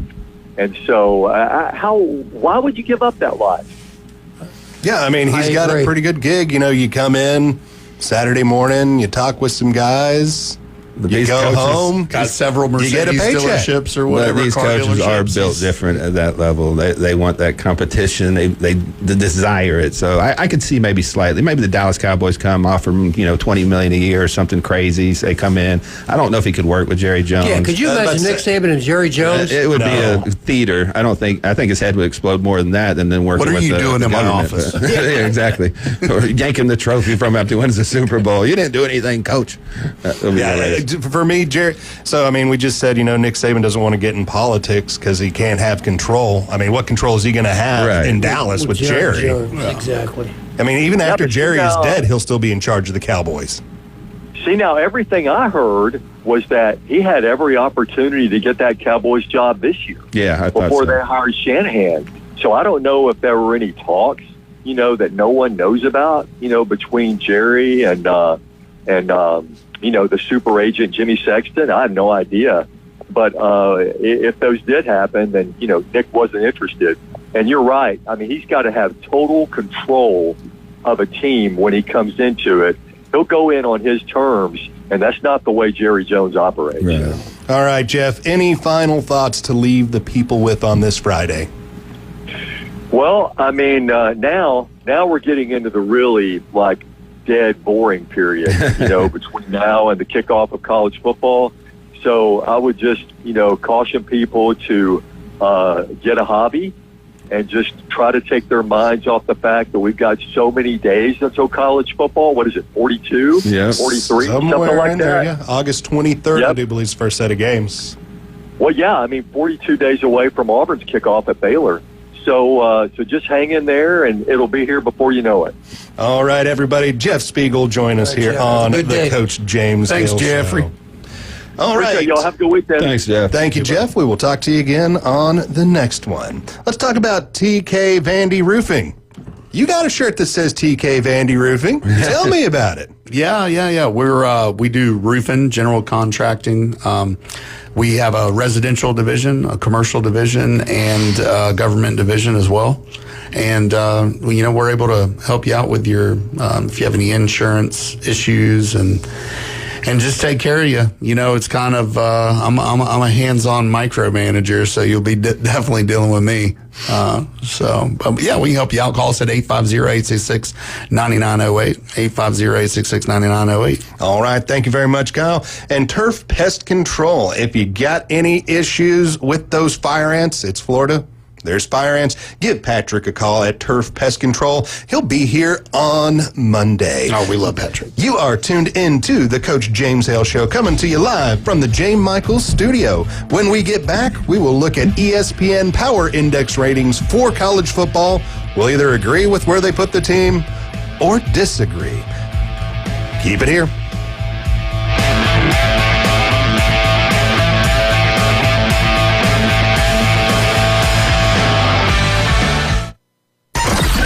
Mornings on ESPN Northwest Florida just got unsportsmanlike. Jalen Hurts may be the most disrespected quarterback we have ever seen. He has championed the most unstoppable play in the history of the sport in the tush push. He's been to the Super Bowl twice, and he beat the Kansas City Chiefs. And you're going to tell me that this guy is the 9th-ranked quarterback in the NFL? Are you out of your minds? Evan Canty and Michelle. Weekdays 5 to 7 on ESPN Northwest Florida.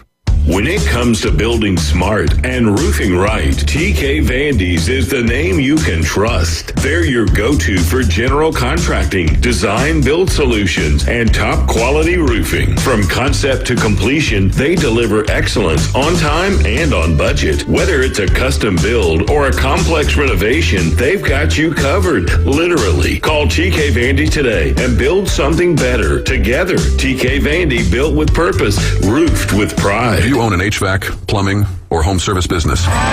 Then listen up, because if your phone's not ringing, your marketing isn't working. At Amplify AI, I use real AI-powered marketing to fuel your website, boost your SEO, and drive quality leads that grow your business. That's why we amplify your business results using AI. We're local, right here in Panama City Beach, and proud members of the PCB Chamber of Commerce. Call Lee at 850-299-1269 or visit weamplifyai.com. Hear the roar.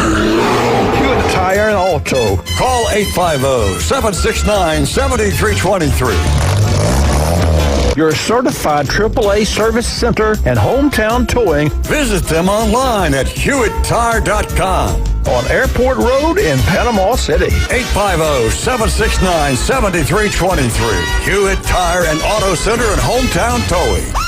Need a tow? Call Billy at Hometown Towing, 850-265-1562. If you got more A's on your truck than you did in high school, you might be a Bama fan. Now back to the Coach James Hale Show on 104.3 ESPN Northwest Florida. You are tuned in to the Coach James Hale Show. Good morning, Northwest Florida. Coming to you from the J. Michael Studio right here in beautiful Panama City Beach. 104.3 ESPN Northwest Florida is where your radio dial is, and you can call us. You can text us 850-215-6290. We are streaming on Facebook, Twitch, and YouTube. Make sure to like, share, and subscribe. Download our app. Take us with you everywhere you go. The All-Star break coming to a close today. I am so thankful I get some baseball back. It has been out of my system for 2 days now, and I need my fix. The Braves taking on the Yankees tonight from Truist Park. Pre-game festivities, 5 o'clock. First pitch, 6:15, right here, 104.3 ESPN Northwest Florida. Atlanta Braves baseball on ESPN Northwest Florida is sponsored locally by Best Way Portable Buildings, Reliable Hydraulic Solutions, Mid-South Lumber, and Brock Pest Control. So ESPN has released its Power Index rankings for college football for the upcoming 2025 season. I'm just going to go through the list with the guys. We're going to have a bit of discussion about it, and we'll see if we agree or disagree with where these teams get ranked. So let's just get started. Number one, according to the Power Index on ESPN, an SEC team, the Texas Longhorns, with a projected win-loss of 10-2. To me, it's all about Archie. I don't know if I'm fully, convinced he's the super talented. Now, I think he's talented, don't get me wrong, but is he like a Tim Tebow? Is he that generational talent that's going to carry them to a national championship? If he was, I think he would have beat out yours by year 5, a 7th round quarterback. I think he can run. I think he needs to learn to, win from the pocket, because that's where, good teams play. But they got a tremendous amount of talent on that team, especially in their front 7 on defense, 2 All-American linebackers. They played Ohio State the best of anybody last year in the playoffs. That game could have went either way late. I mean, a couple plays, decided that game. So if Archie's the guy, I don't have any problems with them being number one. All right. Anybody else? I mean, I agree with Jason on that.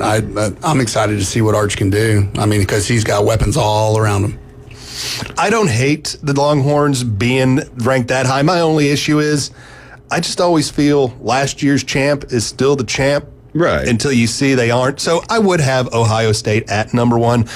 Other than that, I can see Texas going 10-2 and being a really great contender in the playoffs. Great team build, good coaching. Sark, man, he does it. He wins. That defense is going to be nasty. They killed it in the portal on the defensive line. Their freshman linebacker last year beat out Jeremiah Smith for freshman of the year. So, not saying that was correct, but just that he was in the conversation. Yeah, that's saying something. The kid's a stud. I mean, I think it's Anthony Hill. They got Colin Simmons over there. I mean, they're front 7 on defense. To me, and that's what I look at, because to me, that's Ohio State's brutal. Yeah, that first game is going to be a battle, and I love it. I love it for college football, but those are 2 talented teams, 2 blue bloods. I mean, that whole day is going to be great. Florida State, Alabama. I think you got Clemson, LSU, Miami, Notre Dame, I believe, is that weekend. So that 4 games, don't call me. Yeah. My phone's off. My phone is off. Coming in at number 2, we'll stick around in the SEC, the Georgia Bulldogs. Also a 10-2 record. I can see him going 10-2. Absolutely. It's a good enough program, good enough team. Now, Are we starting to see a swing away from Georgia because they've been good for so long? Maybe, but I got to be proving it until it is true. I agree. I got to see Stockton be consistent. I got to see the wide receiver core. I think that's where they're lacking. They were 103rd in rushing last year, which is an anomaly, but offensive line wasn't great in rushing last year. They're always going to field a good defense. I think they take a small step back this year. I think they're more in that 5 to 10 range, just based on what they had to replace. And the quarterback spot to me is so important. And I just have to see it from Stockton before I can get fully invested in them. There's a lot of talented teams out there. Penn State is to me, it should have been up there. Coming in, number 3. The Alabama Crimson Tide. I forgot. This is ESPN. 9-3 record. Oh, yeah. They're going to have a lot of SECs at the top. 9-3 for the University of Alabama. Yeah. I don't know. 9-3 doesn't sound too bad. No, all these teams are. That's about where I kind of, picked them to be at. Right. I think so too. I actually think they're a little bit better in Georgia this year, and I think they could beat Texas. But you can throw those teams in a hat and pick a name out, and it'll play out. Number 4. Now we're heading out of the SEC into the Big Ten. Ohio State Buckeyes, a 10-2 record is the prediction. I think that's pretty fair. But the thing, I'm an Ohio State fan, as we all know. The thing that gets me is it doesn't matter that Arch Manning couldn't beat out a 7th-round draft pick last year. He's viewed as the Heisman Trophy winner. Okay, right. Oh, he's going to win everything. They're going to light it up. Okay, that's fair. That Texas is good, but Ohio State's got the kid that everybody, including Nick Saban, wanted as their quarterback coming, although he didn't play last year. So it's just comical to me how these experts, in air quotes here, this guy, although he really didn't play in a limited sample, he's going to be better than the guy that everybody wanted, playing on a team that's national champs that has the best offensive player in college football. And the best defensive player. And the best... I don't know. When you start with Jeremiah Smith and Caleb Downs and that wide receiver core, that offensive line, I put them ahead of Georgia. I put them ahead of Alabama. I put Texas, Ohio State 1-2. I think they have the best roster. I think those two should be 1 and 2. Now, I don't have any disrespect. I think Georgia's in the top 5. I think Alabama should be in the top 5. And I think Penn State should be in the top 5. But the problem is that's 6 teams. So somebody's got to fall. And all this is going to play out. This is all just. So they had Alabama at 9-3 on this ESPN poll. They had Alabama at 9-3, but Ohio State at 10-2. I rest my case, Your Honor. I rest my case. That's the James Hale top 25 there. Math's hard, guys. Yeah, math ain't hard. Math be hard. Coming in at number 5, we'll stay in the Big Ten. Penn State Nittany Lions, 10-2 for the prediction. I will say this. If he doesn't win it this year, I don't see them winning it. I mean, he's got his quarterback, 4th-year senior. They got the 2 best running backs in the country. Maybe Notre Dame has comparable with Love, but those 2 kids are studs. Defense is going to be great. They just got Jim Knowles, the defense coordinator that led Ohio State to a national championship. Brought in a new offensive coordinator. I mean, they brought in some transfer wide receivers, which has been their kind of, Achilles heel in the past, is that explosiveness on the perimeter. Always been a physical run team. Defense is going to be good. So you're saying if they don't do it this year, then just James Franklin's not a national championship caliber coach. Yeah. And he's had some talent the last Penn State this year reminds me of Ohio State last year. For sure. With the coaching and all that. Orion Day will never win it. Well, it's the same thing about Franklin. Then he brought in new coordinators, just like Franklin did this year. If they don't do it this year, I don't know when he'll ever do it. Yeah. And they got to go to Ohio State this year, so that's going to be a big game for them to see if they can get that monkey off their back. I think he's 1-16 against top 25 teams over the last. He's beat top Ohio 10 State teams. one time. Yeah. So he's got to do it this year. I mean, that's a senior-laden, big-time, talented team. So there's no excuses for him this year. Continuing on, the Oregon Ducks from the Big Ten coming in at number 6. Also 10-2. I think they could be better than. I didn't realize. I was watching something on my phone yesterday when these guys were talking. They showed Oregon's schedule. Oh my gosh, they have an easy schedule. Oh yeah. Now, if that Moore kid that came from UCLA can play at all, they may be playing for the national championship. I agree with that. We talked about that 2 weeks ago. I didn't realize how weak their schedule really was. No, a lot of their talent is freshmen and sophomores because their last 2 classes were just elite. I mean, but they got the number 1 receiver in the country coming into Corian Moore. The kid from UCLA was a 5-star that transferred in. If he's as good as Dylan Gabriel, I mean, watch out. They got a lot more defensive players. They got those kids from the state of Ohio, number 1 safety in the country, number 1 cornerback in the country that they got to come out there. Right. They will not lack talent. And I think people forget how good they were last year because of that last game against Ohio State where they were just obliterated. That was just a buzzsaw they ran into. But that's a super talented team. Losing Evan Stewart's going to hurt them, but they got a lot of depth at wide receiver. So watch out for Oregon. They got a good schedule. I was like, wow. So you think with them having an easy schedule, if they come in first round of the playoffs and they're playing an SEC or a Big Ten team, like I think they can get a bye. Yeah, they may have a bye. Yeah, they might get a bye out of it. Yeah. Oh, okay. But because they missed Penn State. No, I think they played Penn State. They missed Michigan. They missed Ohio State. I think they missed USC this year. So their schedule sets up really nice for them to go maybe 11-1, 10-2. But you still got to remember, if you get the bye, you're going to face a more difficult team than you would have seen in the first round. True. So, and you're going to be sitting out a week while those teams are playing, which seems to be didn't look good last year. Yeah, because that next round game of the teams that played, I think they were 4-0 against the teams with byes. That whole rest and rust argument. We'll do one more here. It is the Notre Dame Fighting Irish coming in at 7th, 9 wins, 3 losses. I hope they lose more than that. I've never been a Notre Dame fan. I don't care about Notre Dame. I don't even like the movie Rudy. Rudy. There we go. No, I think they're going to be solid this year. A big game, Notre Dame, Miami. You know what? I just don't like that their preferential treatment. Right. No, that's my issue. You know what I mean? Like join a league or join a conference. Why do you get the singular deal and get to keep it all to yourself? But it's just my 2 sleeper teams this year, and you can't call Notre Dame a sleeper team basically because they were in the championship game last year, but nobody's giving them a lot of respect this year. I like Notre Dame this year. I like the Miami Hurricanes this year. I mean, if Beck can play up to that standard, what they've built on the offensive defensive line is up there with the top teams in the country. So there's some games early in the season with Miami, with Florida, with Notre Dame that I'm really looking forward to see how good they are. I'm going to be devil's I know. I'm going to be devil's advocate here for just a second. So you're going to say that Beck's going to be better than Cam Ward was? No, but I think so. To me, it's not the quarterback; it's the defense. 100%. I do think their defense is going to be way better. Yeah, but last year Cam Ward changed the entire dynamic of that team single-handedly, and that's why he should have got the Heisman Trophy winner, or he should have been the Heisman Trophy winner. Yeah.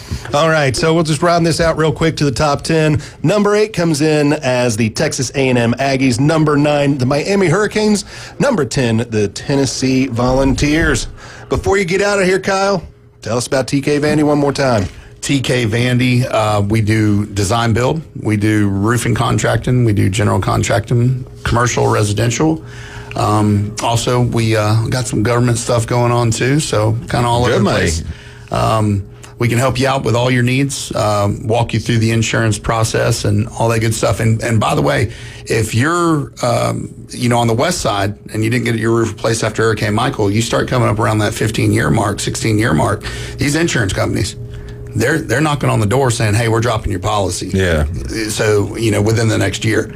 So we can help you through that process and get you taken care of. So just call 850-866-9908. That's 850-866-9908, and we'll be able to help you out. Jason, tell us about MaxFit Sports Nutrition. Yeah, we got 2 locations. We got a free sample bar so you can come down and try products before you buy them. We have an InBody 570, help you track results. We got certified sports nutritionists on staff if you want to sign up for a meal plan and have them walk you through the process of what to eat, when to eat it. But we're located on 23rd Street in the Del Coronado Village and in Pier Park North next to Dick's Sporting Goods. All right, a little bit of fun when we come back to end the show on this Friday. Let's figure out what everybody's favorite helmet just happens to be. You are tuned in to the Coach James Hale Show, coming to you live from the J. Michaels Studio, 104.3 ESPN Northwest Florida.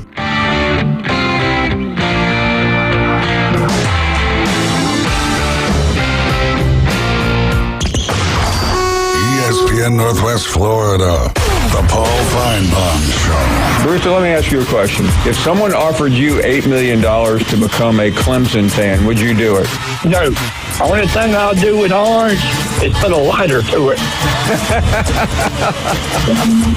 I just wanted to double check. By the way, I knew that would be your answer. Paul Feinbaum, weeknights, 6 to 10 on ESPN Northwest Florida. Good morning. This is Joanna with your latest forecast on ESPN Northwest Florida. For this afternoon and evening, a possibility of thunderstorms and some sun, and a high of 88 with wind 10 to 15 miles per hour out of the south. Mostly clear skies tonight and quite warm near 81. Sunny and a likelihood of thunderstorms and 88 tomorrow. 88 and sunshine throughout the day with possible thunderstorms in the afternoon and evening Sunday. This is your Friday's weather brought to you by Earthworks of Northwest Florida.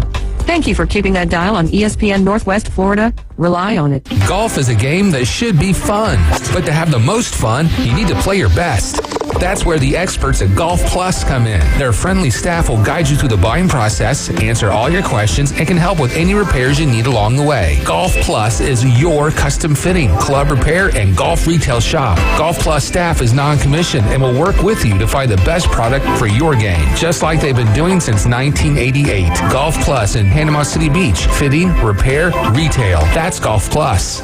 Experience a higher level of service. David Adamson Designer Jewelry has been providing you the very best of fine jewelry and repair in Lynn Haven for over 32 years. David has added Amber Anderson and Russ Klinger, names you've known and trusted in PCB for years with your fine jewelry and watch needs. Find that one-of-a-kind engagement ring, that special anniversary gift, or something colorful just for you. Amber and Russ will find it or build it for you. Serving Bay County and beyond in Lynn Haven at the corner of Ohio Avenue and 9th. David Adamson Designer Jewelry. He doesn't always go the extra mile. But when he does, it's because he missed the exit. It's the Coach James Hale Show. Live and local inside the J. Michael Studio. 104.3 ESPN Northwest Florida. You are tuned in to the Coach James Hale Show, coming to you live from the J. Michael Studios, 104.3 ESPN Northwest Florida. James 5. We got Jim Bob, we got Jason Kovaleski, we got Wildcat in the studios right now, and you can call us or you can text us 850-215-6290. We are streaming on Facebook, Twitch, and YouTube. Make sure to like, share, and subscribe, and download our app. Take us with you everywhere you go, and you can visit the website ESPNPC.com. And if any of the listeners want to get in on the action right now, we are going to be discussing your favorite helmets. What's your favorite helmet out there, guys? You can call us 850-215-6290. Well, since I came up with the idea, I guess I will get us started. Favorite helmets. So many great college football helmets, many great pro football helmets. If I am gonna pick one right now, while not being too biased, because I would love to choose Western Kentucky, which, by the way, has some great chrome dome helmets. But let's get outside of that. I'll tell you who is got a helmet that I like, that I think is really cool. I like the blue Boise State helmet with that big old like Mustang with the orange glowing eye on it. I just think that is such a great and cool looking helmet and totally blends in with the turf. Yeah. Nice camouflage, by the way. Yeah, it is. All right, guys. Anybody else want to chime in? Who's got a favorite helmet? I'll go next. Obviously, an Ohio State fan. I like the silver ones. I don't like the black ones and all the other crap. The alternates. The alternative ones that they wear. I like the silver ones with the Buckeye leaves on it. I tell you, the helmet that I've always liked, they're not really as good as they used to be. I always liked UCLA's helmets. I always thought those look good. These, the gold helmet with the UCLA, the script UCLA, and I always thought that was a good look. I'm not a Penn State person. I'm not an Alabama, but it's simple. It looks good because it's simple. Yeah, it looks like a practice helmet. Okay. Just like Alabama's does, I kind of like Florida State's helmets. Yeah, Florida State's. That's another helmet. I think it's clean. I like LSU. I know that's a little weird because of the colors, but I like the color scheme on it. I think they look good. Yeah, but I don't like the white LSU helmets. I like the yellow one better. The yellow one, yeah. But I like Texas. I like the simple ones because when I see them, I know who's playing. I know it's a big time game. So you know, like the Texas, Penn States, the Alabamas, they always have a soft, and even Notre Dame, they always have a soft spot in my heart. I'm biased. I'll take Ohio State out of the equation. I love their helmets, but I love everything about them because I'm a fan since I was 5 years old. And I'll throw a bone to Michigan. Those are super recognizable. They're super unique. So not the worst thing. I think they're puke ugly, but I think people around the country would find those pretty unique. Did you know the University of Delaware's helmet looked just like that? Yeah. Yes. Didn't they copy it? I think they did. I thought they did just because they wanted something on the helmet. Right. But I'll give them some credit. I think that's a cool looking helmet if I didn't hate them with all my heart and guts. Yeah, it's unique. Smitty, you got a favorite? Well, I'm going to say UK because I like it. And I like them when they do the whole chrome and blue thing. But I'll tell you, and I do like the Texas Longhorns, like Jason said. It's just instantly, the who and the what and the where and everything when they wear those helmets. But I hate Alabama's helmet. It looks like some, it's a college team with educated people with resources, and yet they have this little cursive type A on there, and that's it. Yeah, it is Alabama. And it's you said educated. It doesn't, like the Longhorns is simple, but Alabama's is too simple, I guess. And then I don't like that helmet. I just wonder, I look at it and I go, why? So that's all I got. I may not be invested in the helmet, but I've always liked Carolina blue. I think the blue looks great, So to me, whether it's their basketball uniforms or whatever, I've always been a Carolina blue fan. So the powder blue, yeah. That's a good looking powder blue. I like the Roadrunners UTSA, the little Roadrunner on the side of the helmet. I think that's a great little one right there. Not a super popular team, but still a great look on the helmets. Another honorable mention for me. The University of Oregon with their green helmets with like the kind of yellow duck feathers to the side that looks like it's kind of flying. They have so many helmets, it's hard to keep track of them. Yeah, they do change them a lot. It's crazy. Favorite NFL helmet. If I'm going to go with a favorite NFL helmet, bring me back the 80s and 90s dolphin helmet with the kind of cartoon dolphin jumping over the sun. Don't really care for the new bullet-y looking future-y dolphin. Just not my thing. Dolphins, I know you're listening to me right now. You guys listen to this show every single day. Let's fix the helmet, guys. Yeah. Well, I grew up in Cleveland, Ohio. Our helmets aren't very exciting, the orange pumpkin helmets. In the high school I went to, our uniforms were identical to the Browns, so I wore those in high school too. I don't really like them that much. It's like, I wish they would do something with them. It's just that orange thing with, with the stripes on. I always liked the 49ers helmet. I always liked that. I thought that looked good.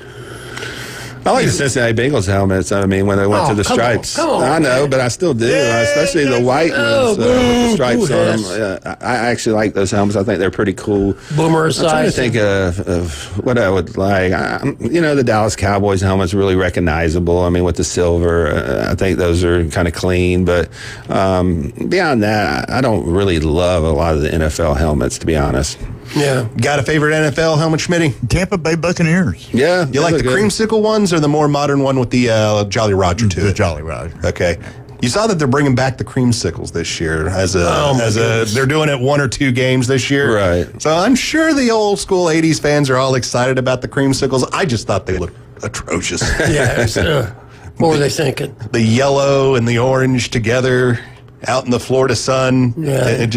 It is just not my favorite combo for a football team. But I do like the new Jolly Roger helmets. The new Jolly Roger helmets are, and even they're not really, they're not super new either. They've been around for a good minute. But I do feel that they are the better helmet of what, the Buccaneers could wear. So hopefully they don't use the creamsicle too much, but hey, they did announce it, so you guys that are looking forward to it, keep a lookout. I am sure it's probably going to be on a Thursday or a Monday night game for one of the primetime games that you will get to see it. I tell you, the helmets I used to like way back in the day, before Tom Brady played for him, was the Patriots with the little guy snapping the ball. That's kind of a cool looking uniform. Then they went to that blue and silver, and it's completely changed. All right, guys, this has been the Coach James Hale Show, coming to you live from the J. Michael Studios. I'm James Five. For Jim Bob, Kyle Vandergrip, Jason Kovaleski, and Wildcat, enjoy your Friday, enjoy your weekend, everybody. Keep your stick on the ice.